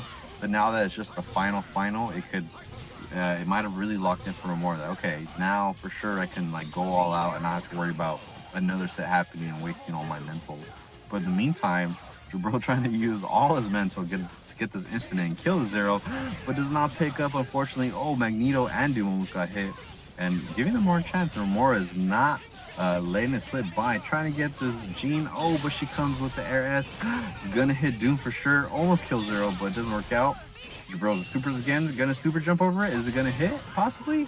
Yeah, catches him just by the wings, and now Doom comes in bleeding. But Jibrill has only 1 bar, so it is still possible to kill Phoenix. Tried to go for the THC, but Romora was able to counter it, no problem. But Jibrill using Magneto to just slip on around the whole screen. Mix up Romora, got the air jabs. Those are so good for Magneto, just catching you out of the sky. But Romora missed, snapped each other, traded, and Romora just throwing the raw H in Magneto's face, saying, I'm sorry, you're not gonna kill me. There's no way it's happening. And now Jibrill has a block with Jean again, but it doesn't happen and just dies. And now it's all up to this Dr. Doom. Romora just waiting for the Helmbreaker. Just knew that something was gonna happen. Try to go for the overhead again. Actually gets it this time. Gets the Helmbreaker, but does not follow up. And is just giving Jibrill like chances. Stays in front, goes behind this time. Actually gets the cross up H, and finally is able to seal up this game as well. Taking it 2-0, and is possible on tournament point right here for Romora. Now, is Jibrill gonna switch, or is he gonna stay the same? You feel I like, think sir? that is necessary in order to get those W's. Yeah, definitely. As you know, the more player, especially whether or not you all have played numerous times or not, within that one set, the more you play, the more you definitely learn about the tendencies of your opponent. And I'm sure Romora doesn't want Jibrill to know just how much of these buttons he actually is pressing. So I can see Romora definitely trying to seal the deal. So far has the meter advantage over Jibrill, but Jibrill has the hit, so he's gonna have the character advantage as he totally takes out the 0. So Genmu, no, just DPs and saves the meter. Gonna go for a mix-up, stay in front. Oh no, he went behind, but Romora was able to pop out. Oh no, gets hit again by the falling lightning, and Jibrill gets it for a nice pickup confirm. Gonna go for a simple Genmu with some good old lightning onto this Doom. Definitely seems to be happening. Gets the first loop, jumps, gets the first, second one, third, fourth. Oh, and just dies before the 5th is needed. And now it's all up to this Vergil right here. Touches the floor. Romora jumps in the air trying to make something happen. Gets opportunity to Dimension Slash, but it doesn't hit. Oh, but he ends up scooping up 0 to get up. Hits Doom to make the damage go, but unfortunately the Doom missile saves him, but not 0. Now it's all up to this Doom. Is he gonna block this? No, it hits behind, but doesn't get the pickup. Tries a Helmbreaker, pushes, blocks Romora away. Is this gonna hit? Yeah, it does, but he had already X-Factored. Can he pick him up? The Rapid Slash from such the distance got him, and oh no. Jibrill gets the next game, making this set go now the full distance. And now requiring Romora to get 2 wins instead of 1. Oh no. And Jibrill but always showing that like when he has 0 available, he can also use this character to do lots of damage. Goes in with the air down heavy, thought he would get the opportunity to punish Romora there. I think it would have potentially been possible to Ryu engine into Buster for the kill there for Romora, but it would have been a very risky or like high commitment read. Looks like Romora has just lost all of this life with 0, making sure to get the tag in. Ooh, had gotten the crouch light, but crouching medium is so stubby in comparison horizontally. It's a great anti-air button, and is just a great button in general, but it does not have the reach that crouch light or crouch heavy does. Oh, and nice reads on Romora, having that good angle in the sky to dodge the lightning and the 0 Buster. Goes immediately back into a reversal Genmu. Gets the air throw on Jibrill. Is gonna get the pickup on this, yeah. Brings it to the floor, brings it back to the ground, attempts to KC. Why would you go for that? You're 0. You never need to TAC 0. The only time that it's right to TAC a 0 is when you're going for a Dante infinite to waste out the clock and win the game as a result of that. Like, you do not need to TAC if you are this character. Your damage output's just too high. Because of that, now he needs to fight so much more of Jibrill's 0, and Jibrill, I guess from playing at Wednesday Night Fights, he's learning those California ways, goes for the dry tag, and is punished just like all of us Californians are for it. And because of that, Romora is in a much better position to potentially win this entire game. A 0 is thing on both sides, but looks like he's able to get the Buster. Doom is going to come in, needing to deal with Sogenmu 0 a little bit. Photons is going to confirm on at least... Oh no, there's enough life in Brill, but we're going up 3-1. Double stingers. Double stingers on each other, but Romora's got his off first. Nice on Romora to say, you know what, I kind of feel maybe something's gonna go on. Let me just get in his face real quick, just double check. And it seemed they both want to be face-to-face, but Romora got there first. As Romora is again on tournament point right here, 3-1 against Jibrill. Jibrill getting the first hit, but fortunately the Doom missiles save Romora. And they're going back, but oh, that level 3 Buster's coming, hit 0, but there's no confirmation. Lots of lightning. Oh, Jibrill getting the hit off the Sogenmu. Follow-up, lets the Buster go, bring him back to the floor. Needs to build a meter to make this happen or reset. Actually, never mind. 0 has so little health that he just implodes on with the impact. Doom needed to take this mix-up though, hits the floor, Romora attempting to super jump, but it's just not happening. Eventually gets caught with the overhead from Zero. Jibrill just putting on a clinic right here. So far has lost not much health, has 2 meters. Oh, but here he goes. So Gunmu in response to the swords, is he gonna get hit? No, and even doesn't even take the finger leads from the sky, but oh, it takes that huge H button. Romora immediately X Factor says, all right, let me get the momentum my turn. Let me get back stuff the way it's supposed to be. Throw this round trip, mix up Doom. Oh, Doom touches the floor, and unfortunately it makes him unpreventable from blocking and just takes all this damage. Now it's all up to Jibrill's Vergil. Has 3 supers, has an X Factor. Foul with the air out, but did not continue. Immediately into swords, trying to get rid of this Vergil. Romora just being conscious, getting all the meter. Oh no, but he ended up getting stingered in the face, but it wasn't enough, and he's able to block. Oh no, but he didn't block the mix-up again. And Romora's Vergil just living up until this moment right here. Now it's all up to Romora's famous Doom. This Doom has very good buttons throughout the missiles to make something happen. Oh, but the H just said no thank you. Get out of here, give me another game, as it goes 3-2 in this final set grand finals. As we go into this game, I wonder who's holding forward. Oh, it's Romora. Romora making the approach, but actually Sykes says, I just wanted to switch sides. I feel I'm a lot better on here. And Jibrill says, do you? How do you feel about this lightning? As he takes, or he tried to take Romora to the corner, but now it's Jibrill that's being taken to the corner by Romora. Romora has 2 supers, is definitely going to be able to get this lightning. Has been landing them all night. They're both mashing, yeah. But they calculated mashing. Just kidding, I'm sure. Well, no, there's thought in the mash. And managed to, almost had the super jump down H confirm on those missiles. The timing was very potentially good. And one of the things that happens there is when an assist is eating those spiral swords, it's going to reduce that duration, so there's like more opportunities to actually interact with Vergil preemptively.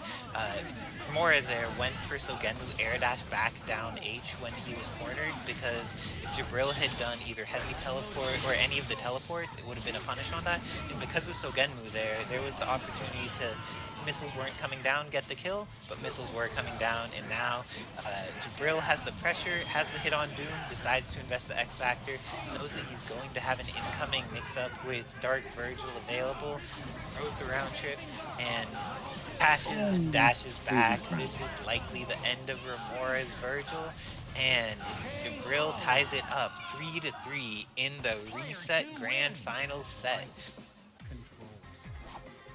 Yeah, now I guess Babaghanoush got their win. Maybe it'll be another Vergil game, and we'll just see what happens. Going for that. Going for dives. It seems like Romora's been getting a lot of the dives to connect, but then has needed to be a little defensive against missiles after the dives happen.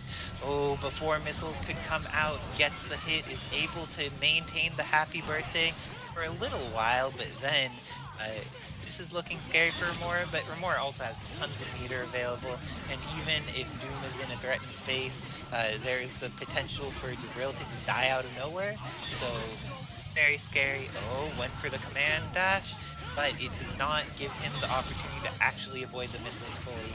Now, Romora was able to counter poke during the Sogenmu, didn't get the kill off of it, is doing some additional shots, but if he could just chip out Jibrill, this would be great for him. Oh, went for a dry tag into Doom, and that doesn't help because Doom has no life available. So now Zero's also going to have no life available. Can't get around the missiles in time, and because of that is going to lose the character. I think Dark Vergil's going to do this, or is it going to be, like I said, in the Zero game, just needed to take a while before it happened, but it's a Zero game. Yeah. No, yeah, I knew it. I was like, Romora's waiting for the X Factor to cancel, but that's what Jibrill's doing. That's why he's just kind of throwing those, letting it happen out into the interaction. Just waiting, but of course, Romora gets the patented Houndbreaker. Gonna go for a mix on Doom. Unfortunately, the Rapid Slash works out for him, but does not get the pickup. Try to Houndbreaker again. Gets the air throw. This is definitely possible. Oh no, got them. Did not get the follow-up, and now Vergil all by himself. No meter, no X Factor, just has to rely on raw H's and raw swords. Oh, but guess that first hit is gonna be able to make it happen, and now it's just Vergil versus Vergil. Has no meter, Jibrill has 2, what's gonna happen? Oh, stays in front, doesn't happen. Chance of Stinger, Jibrill swords up, catches Romora, but is unable to finish. Oh, but gets a rapid slash, and this is totally over. Just needs to get that pickup, bring him back to the floor. Ground bounce, throw a round trip possibly into the looter. Scoop him up, chip him out. Oh, can you touch the floor? Swords up, Romora. This is your final chance. It can go anywhere right here. And then Jibrill just blocking all this, just waiting for the time to come out. Knows something's gonna happen. Throws the round trip, and it doesn't work out. Even is able to get the rapid slash. Romora getting the chance right here. Just has to pick him up. Might even be able to build an additional meter. 16 seconds left on the clock. Is close to that. Oh, went for the reset and it missed. And Jibrill just went for the pat of the hang. All he had to do was build the meter and go for some swords or something. But Jibrill taking the set for the reset as well over Romora to win 18th episode of Ultimate Marvel vs. Capcom 3.